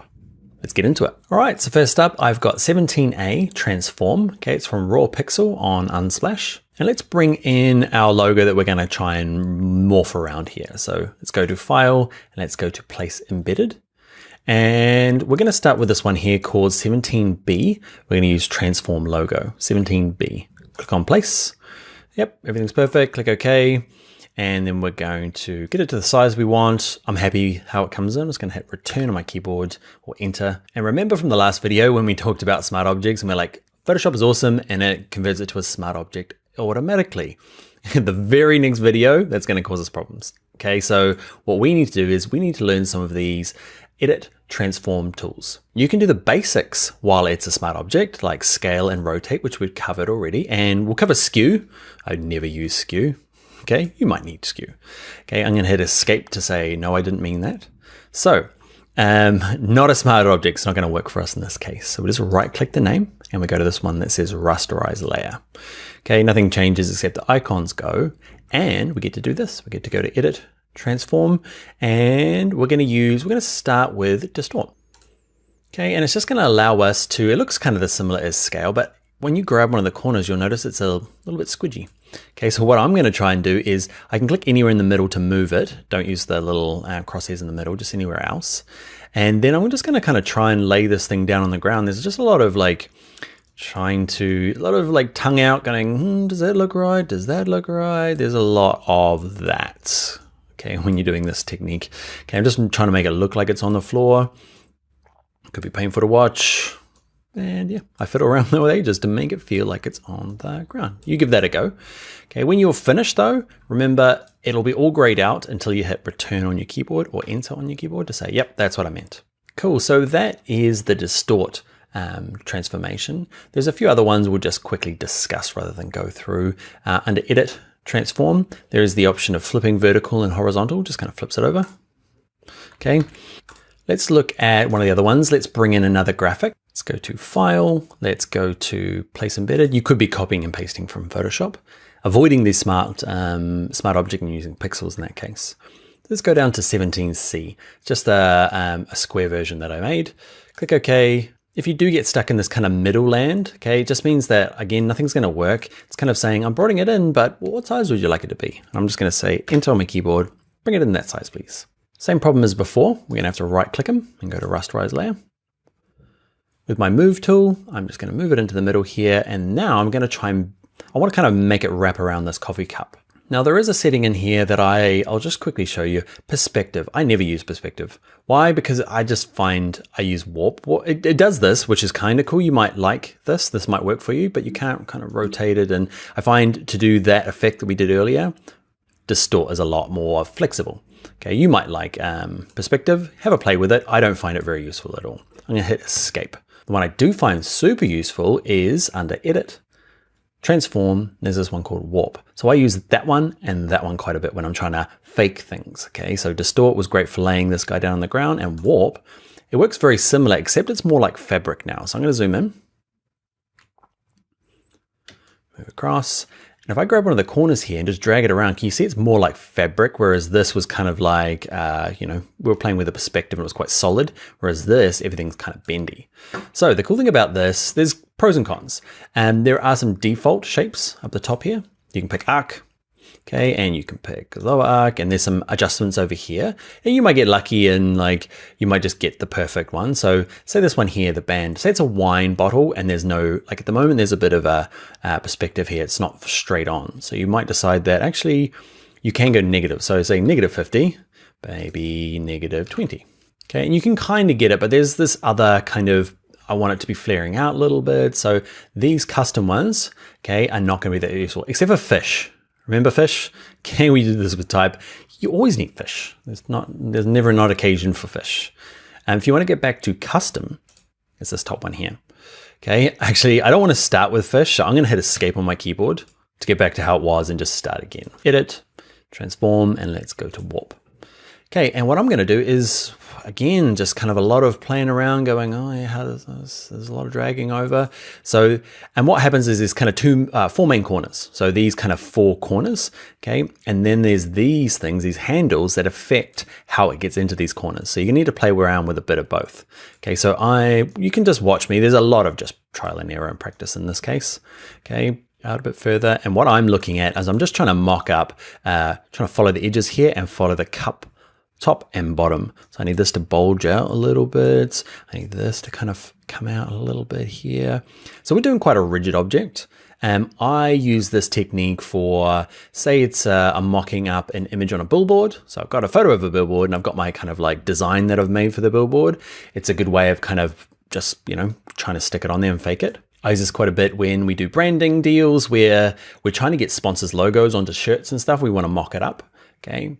And another use, you might not be using this much, but I got a few tattoos, and what I do is when I'm designing them, I like to mock them up on my body in Photoshop where they would be colors, like look, just to kind of, bend them around, because you can get you can see you can kind of follow the curves of the body with enough kind of prodding.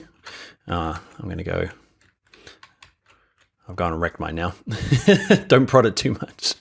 Okay, so you can like form this around the human body as well, which is quite cool. So I'm gonna try and get mine back to roughly where it was. You're getting the idea now that I've wrecked mine. It looked better before. Okay, so I'm gonna jump out now and pause the video and actually make it look half decent like I had it before, and I'll be back. All right, and I'm back, and I spent a bit of time just kind of flaring it out and matching that. How long did it take? Oh, I don't know. I was at it for about 2 or 3 minutes. Okay, trying to get the bulges right. There's no miracle potion for that. But the last thing we'll do before we go is the distorting and the warping is awesome. You need both of them in your toolkit, but I want to get this to interact with the background a little better because it's the same color across and it looks a little fake. So we're going to make it a little less fake by, let's find the right layer. It's this layer here. I turn the eye on and off to work out which layer I'm on. And at the top here, we're going to change the blending mode. We're not going to cover blending modes hardcore now. We're just going to look at switching it from normal to this magical one called multiply. And you can see it just interacts with the background a whole lot better. It's the way that this layer interacts with the things underneath. It's the same with this layer here. If I click on my transform logo and I go into normal and multiply, you can see it just blends with the background. It changes the color a bit, but actually makes it feel a lot more realistic. The cool thing about it is if I click on this, I can move it around. Because it's interacting with the background, you can see it kind of starts looking pretty cool, huh? All right, so that's going to be it for our transforming. Let's jump into the next video where we start looking at photo retouching. All right, I'll see you in the next video. Welcome back, everyone. In this video, we're going to look at my favorite tool in Photoshop. It's called the Spot Healing Brush, and it's used a lot for retouching. We're going to do a couple of cool things like this. We'll remove some graffiti off the wall. Magic, huh? We're going to remove some blemishes of this man. See his face before, after. We're even going to go as far as removing people completely. Look, what do you mean? There he is. Look, there was a person there, and now it's gone. Cool, huh? Let's go learn how to use this fancy tool in Photoshop right now. All right, so let's open up our exercise files, file open, and there's going to be 3 that we're working with, 18A, B, and C. So we'll start with this one here. Now we're going to retouch out some of his blemishes and things. Now I worked as a retoucher for a long time and I don't really like what we do. I love the technology though, so let's look at the technology, not so much the faking life stuff. So what we're going to do, we're going to use this thing called the healing brush. Okay, so the spot healing brush is the top option. So click and hold down, we want this one here. Okay, and in terms of brush size, it will depend on your image. In this particular one, I'm using about 50.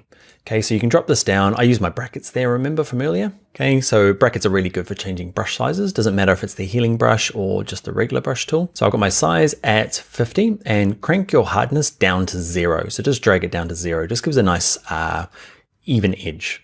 So when you're using it, there's a good way and a bad way. The bad way is just working straight on it. And I want to show you that first because it is pretty magic. Watch this. If I just click, hold my mouse, kind of paint it out. I'm just dragging left and right. Let go. Magic, huh? I'm going to go to edit, undo, undo, undo, undo, undo. It just magics away things. I can't believe how cool and amazing it is. Well done, Photoshop. But now you know when people say that person's being photoshopped, man, it's hard to tell. If you're a good retoucher, it's hard to tell. So one of the problems with that is that's called destructive editing. Like I can't go back now. And what ends up happening is, I'm going to paint out another one. And paint out. You can just click once on some of these. Okay, depending on how big, you might have to adjust your brush size, but eventually you'll end up with this person that looks like they're quite fake. They look like they're photoshopped, kind of a plastic, weird skin. So what you do is there's an option under here called File Revert. That just gets it back to when I first opened the document, or at least last saved. Okay, so I'll go all the way to the beginning. So the more pro way of using that tool is to create a new layer down here. It's a blank layer, nothing on it. I'm going to call it my retouch layer. And all I need to do is the same tool, but I need to do this one here that says sample all layers. So instead of it's just going to look through to this layer underneath. Okay. And make sure if yours is not, it's set to content aware. It should be by default. It should be set to normal. Just copy what I've got. So now when I do it, same thing happens. Watch, I can kind of paint over these things, paint over, and you can work your way around. Okay. Brush sizes, remember, is square brackets next to your P key, open and close. Okay, you can go through and you can start working it, but after a while, it starts looking a bit fake. Okay. I'm just so good that it's not looking fake. Okay, let's have a look now. Now, that person is, yeah, let's just talk about, let's say it is looking, you know, start to look a little fake or plasticky. Okay, what you can do is this layer, it's on its own layer, which is the perfect bit. It's what they call non-destructive, okay, because the background is fine. So what I can do is turn it on and off, on and off. It's really good for just seeing your work, okay? Okay, so your handiwork. And the other thing you can do is if it is starting to look a bit fake because you've just been at it for a long time, often with this retouch layer selected, just drag the opacity down a little bit.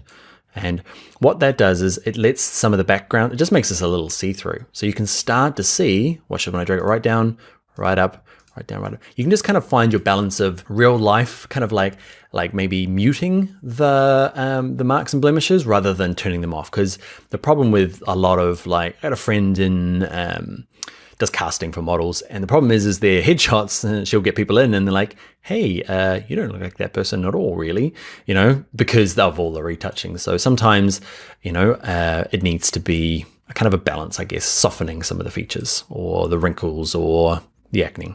Whatever it is, that's the technique. Make sure it's on its own layer, make sure sample or layers is in there.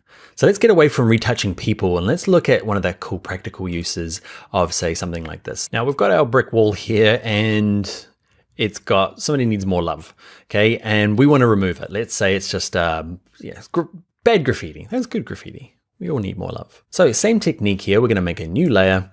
We're going to use our spot healing brush and now we're going to find an appropriate brush size. I'm going to zoom in a little bit, okay? And my 50 from last time is probably going to work. Now, when you're doing this, you just need to click, hold your mouse key down and paint. I'm holding down the mouse key the whole time and just give it a good work. Okay. And I'm going to let go and it partially worked. Okay. So I'm going to paint him out as well. And we're getting there. Now, this wall is going to be pretty forgiving because of the brickwork. It's not, like it's so damaged. If this was a really even brick wall, this technique is going to be, average at best. It's really good with like nature. Okay, so some of the things down here, say you want to remove this glass bottle, whatever it is, okay, it's really good. It's really hard to tell where it was. Okay, if you do find it's not working for you, you can go to edit, undo, and just try again. Often just the act of trying again will give you a different result. Okay, so you can keep working your way around. Okay, when you're practicing, keep working your way around. You get the sense of kind of how it works. You can see I lost that bit, but it depends, I guess. It's pretty amazing though, right? If you had to go ahead, if you're an old school Photoshopper and you'll be like clone tool stamp, forget the clone tool stamp. Wow, that was a good remove. Okay, so you can kind of work these out. Let's look at this last option here. And it's really, really good for this kind of like natural textures. Okay, so I'm zooming a little bit. My brush size, I'm gonna make a bit bigger. You can see I can click on this. Actually, bad Dan. New layer, make sure it's sample all layers. I'm going to just paint some of this stuff out. You can see pretty magic, huh? Like, I can't believe how good this tool is. And it works amazingly because of this rough texture. If it was perfectly like some sort of checkerboard, it wouldn't work because there's too many repeating patterns. Now, where it doesn't work, and sometimes it does, sometimes it doesn't. I grabbed this example, assuming that I couldn't mask out this person. I'm like, no way, it'll do badly.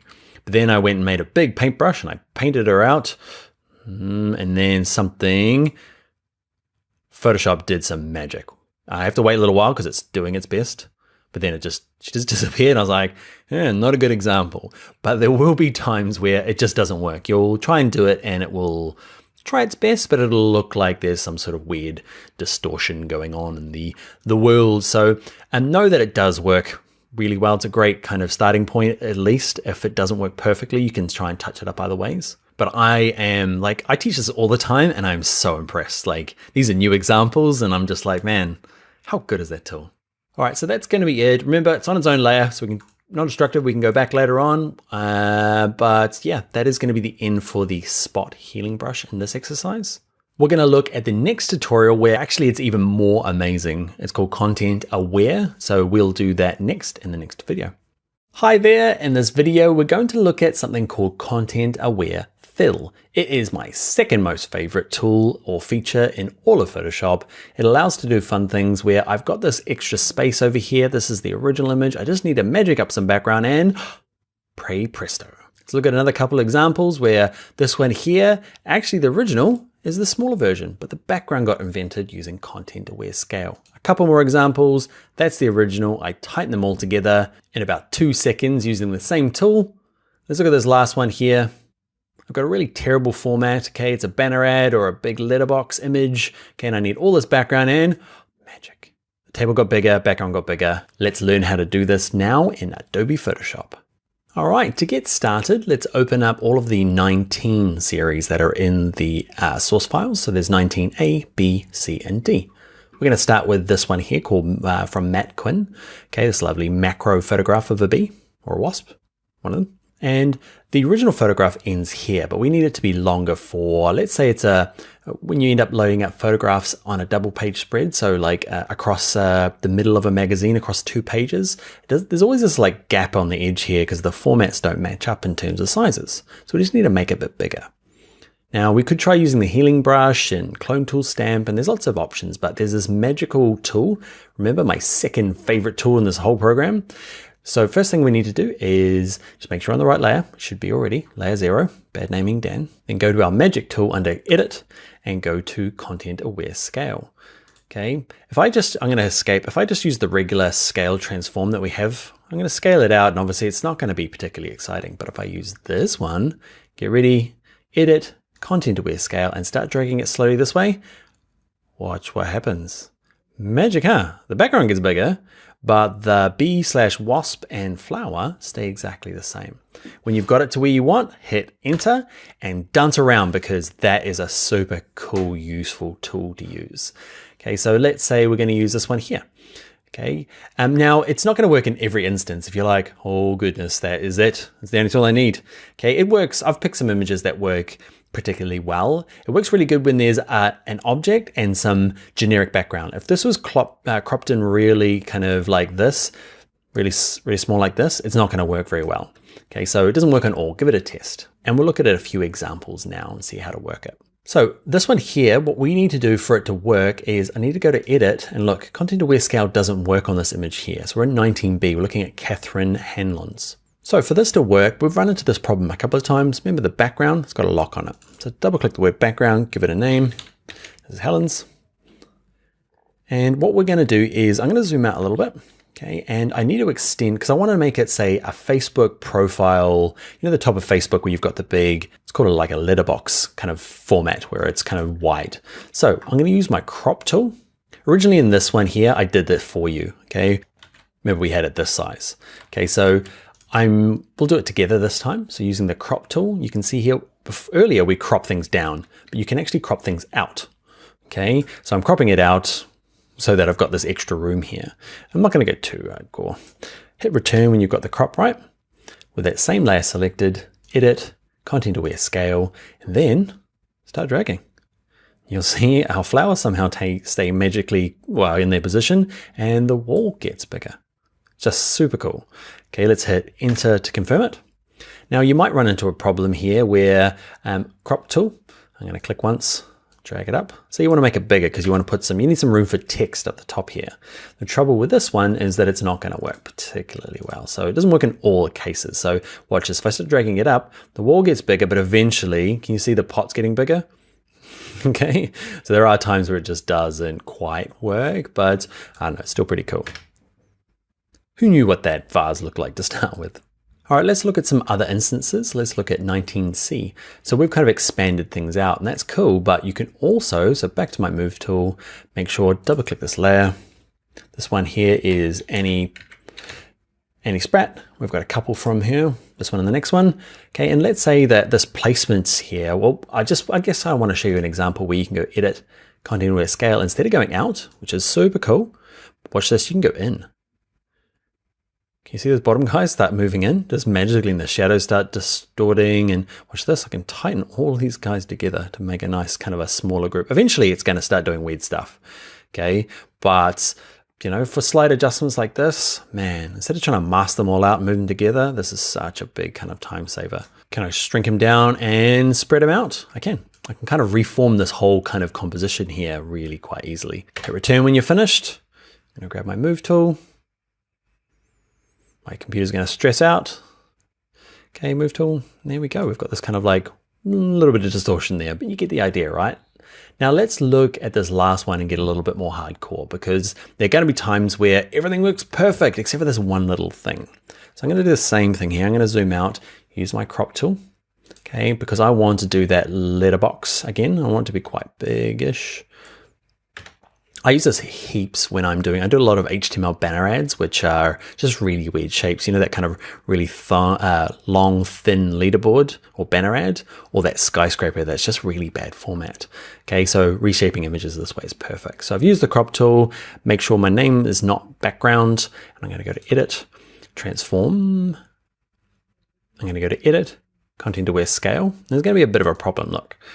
You can see them there's the paper. So everything else is pretty amazing, right? The desk just got bigger, the leaves stay fine, the scissors are great, but it couldn't work out this thing, got a little lost in there. So I'm gonna hit escape, say, I didn't mean that. And what we can do is we can protect bits of areas. So if you scale it out and it's not quite working, what you do is you grab any selection tool you like. Might be we've used the rectangle and elliptical marquee tool. We're gonna use our favorite, the quick selection tool. And I'm just going to kind of draw a box in there, and it's super quick and easy. Just kind of runs out and grabs the edges of this, which is perfect.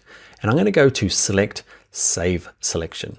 Okay, so we need to do this step first. So we make any selection we like. We figure out the bad bits, go to select, save selection, give the selection a name. I never do. You should.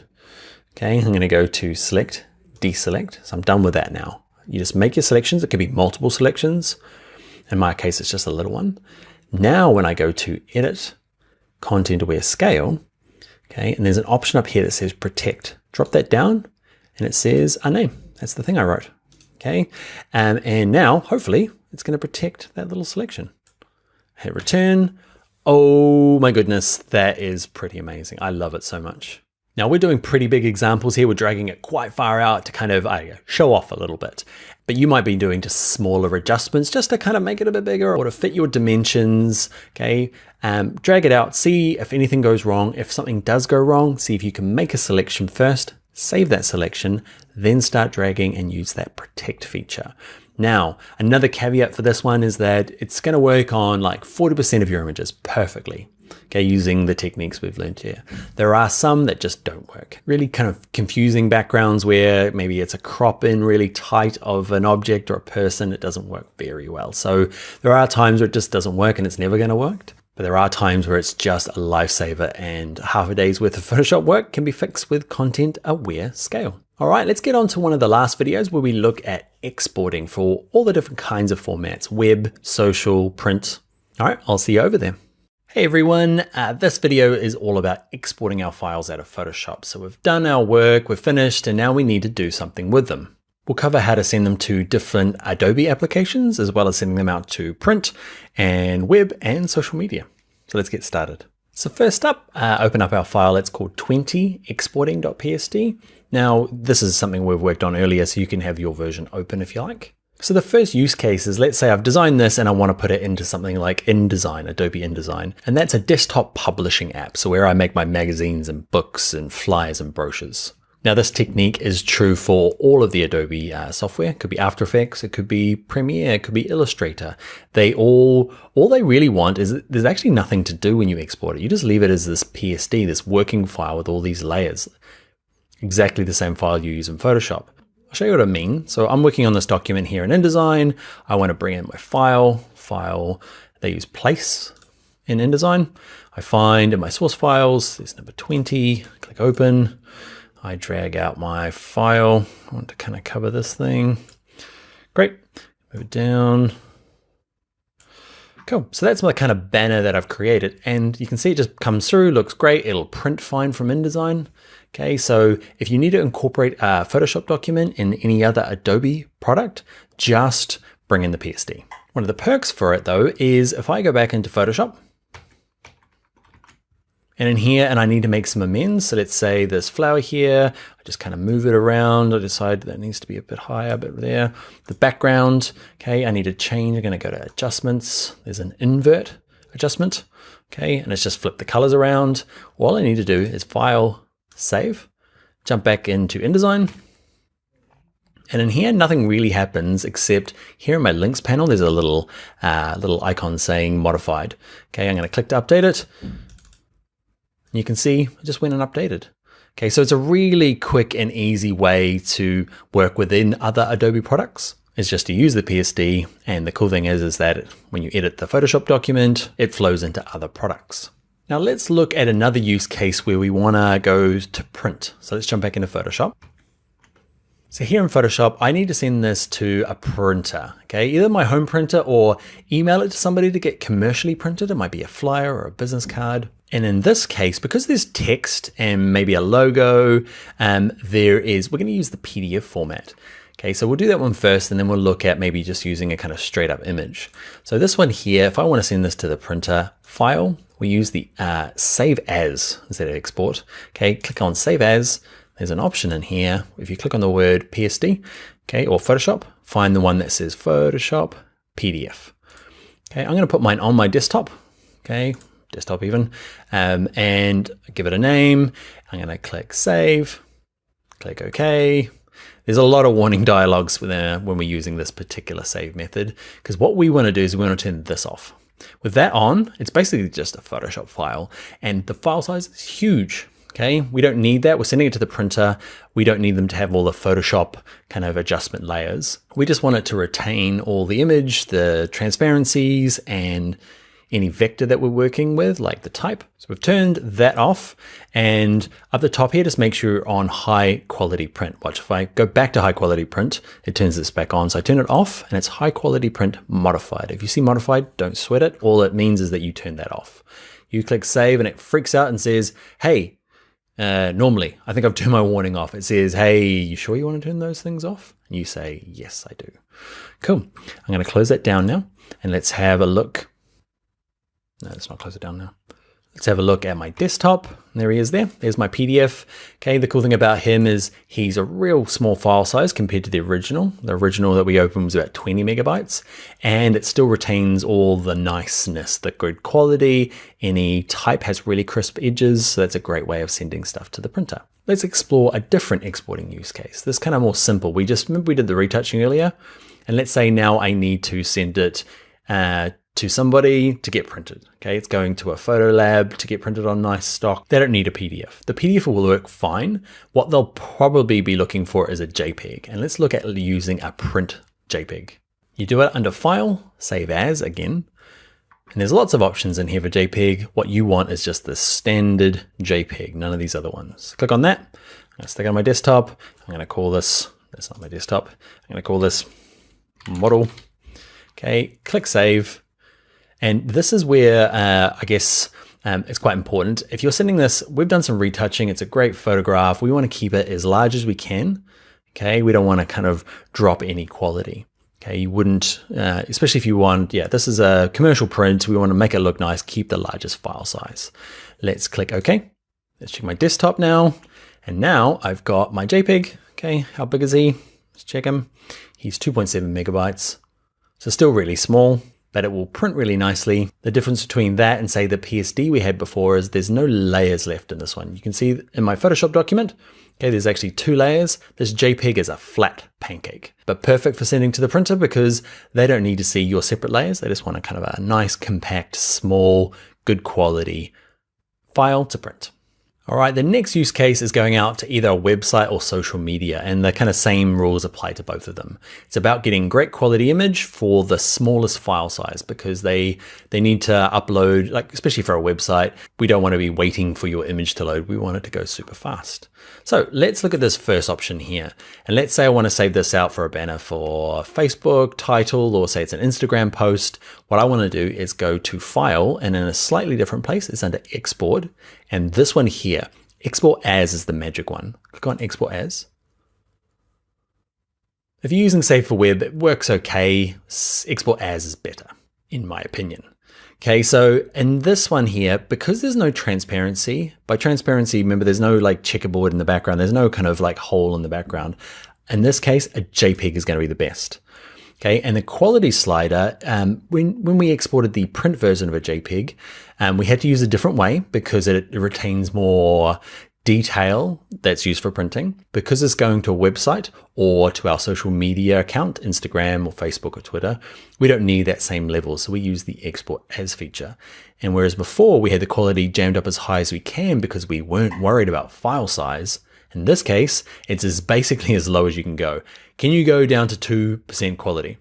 The way to know is if you zoom in, can you start to see it's starting to look pretty junky at 2%. The cool thing about it though is over here you can see it's actually 37 kilobytes. Okay, so it's teeny tiny. So best to check it at 100%. Okay, and you can see even 100%, you can see some of the interpolation or some of the pixels all glooping together. So how low should you go? Like my rough rule of thumb is between, so low is 30 and high is 60. Okay, I find somewhere in there is my middle ground normally. There are exceptions. So let's try 30. Click out somewhere. Are you happy with 30? Zoom in a little bit. And this is totally up to you. You're like, what is it for? Type is going to kind of stand it out quite a bit. You're not going to notice too much in here. You can see it still looks pretty good, even when I'm zoomed in. Okay, but things that have like crisp edges will stand out a little bit more. So I might decide, actually, I'm going to go up to 60. You can just drag this up and down by clicking here and just going up and down and deciding what you want. You can see the file size, though, is a lot bigger at 135 than it is at 30. So the trade-off. If you don't care about file size, go for the higher version. So for websites, file size is really important. For social media, not so much. Just leave it at 100% is fine if you're going to just post it to your Twitter account. All right, once you've got it there, I'm going to click Export All, give it a name on my desktop, and leave it as is, .jpg, hit save, and we're done. Now, there are occasions where you've spent ages getting a mask. Okay, I've turned off the background, the eyeball here. Remember we did these masks earlier? Okay, and we spent a lot of time doing it because we need transparency. Often you'll only need transparency if it's going out to a website. Not everyone's going to need this, okay, but let's say we need to retain the see-throughness of our image because on the website you can actually see through to the background, which is perfect. So all we need to do is we go to the same feature, File, Export, Save As. We just save it as a PNG. A JPEG, you will see, will fill in the checkerboard transparency with white because a JPEG just can't handle transparency. But a PNG, magically, can. Okay, so it'll leave that, even though it's got a checkerboard, it'll just be see-through. This might be cool if you're going out to, say, a video product and you want to keep the transparency, or in my case, I do a lot of web stuff, so it just needs the transparency. Big trade-off is there's no quality slider, and over here you can see the file size is really big. If it wasn't so big, okay, and didn't have so much stuff going on in it, it would be a lot smaller. But yeah, that's how you get out a file for web that has transparency. Let's click Save All, Save, and that's it. So hopefully that gives you, quickly go over it once more time. Okay, so normally just leave it as a PSD if you want to put it into another program like InDesign or Illustrator or After Effects. But if you need to go to print, okay, typically you just be doing a JPEG, but you have to go to this file, Save As JPEG. It's different from the JPEG in here. It has more quality for printing.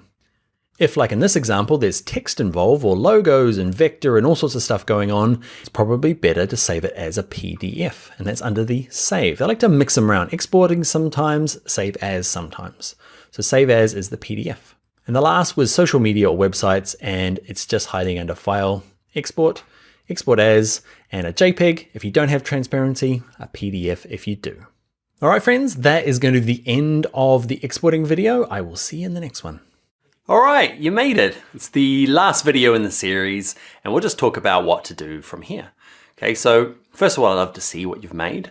Okay, so if you go to the forums here and search for Adobe Photoshop for Beginners, you'll find what other people have done and share what you've done, and I'd like to see it. Okay, or you can share it on social media if you prefer. Okay, for Twitter, we are Tuts Plus Design, or I'm Dan Loves Adobe. Instagram, I'm Bring Your Own Laptop. So share it there.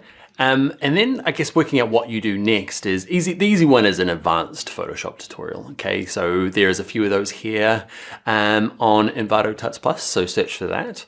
But then you might consider yourself like, I guess a bit more specialty. Okay, so if you're a photographer, the next steps for you might be more going into something called Camera Raw or Adobe's Lightroom. That might be your kind of next step for your learning kind of experience. If you are a web designer or a UI kind of interface designer, you might look to use, there's some courses here for Photoshop specifically for web and UI design. Okay, there's a few features that are specifically for you. You might check that out, or you might move into something like Experience Designer, Adobe XD. Okay, that's a really cool tool for prototyping websites and apps. You might be in the marketing field or communications. Okay, you might find the next best course is Something else, something like InDesign, which is desktop publishing, or Illustrator, which is more to do with like creating graphics and illustrations and icons and logos, that type of thing. Or another nice thing you might go check out if you're in that space is something called Adobe Spark. It's a really cool way for doing social media posts real super quick. Fix the photos in Photoshop and then add some graphics real quickly in Adobe Spark. So that is going to be us. We are done. We had a great time together. I hope you did. I did. And that's going to be the end of the course. I'm going to finish with an awkward wave. Bye now. I hope to see you in another course.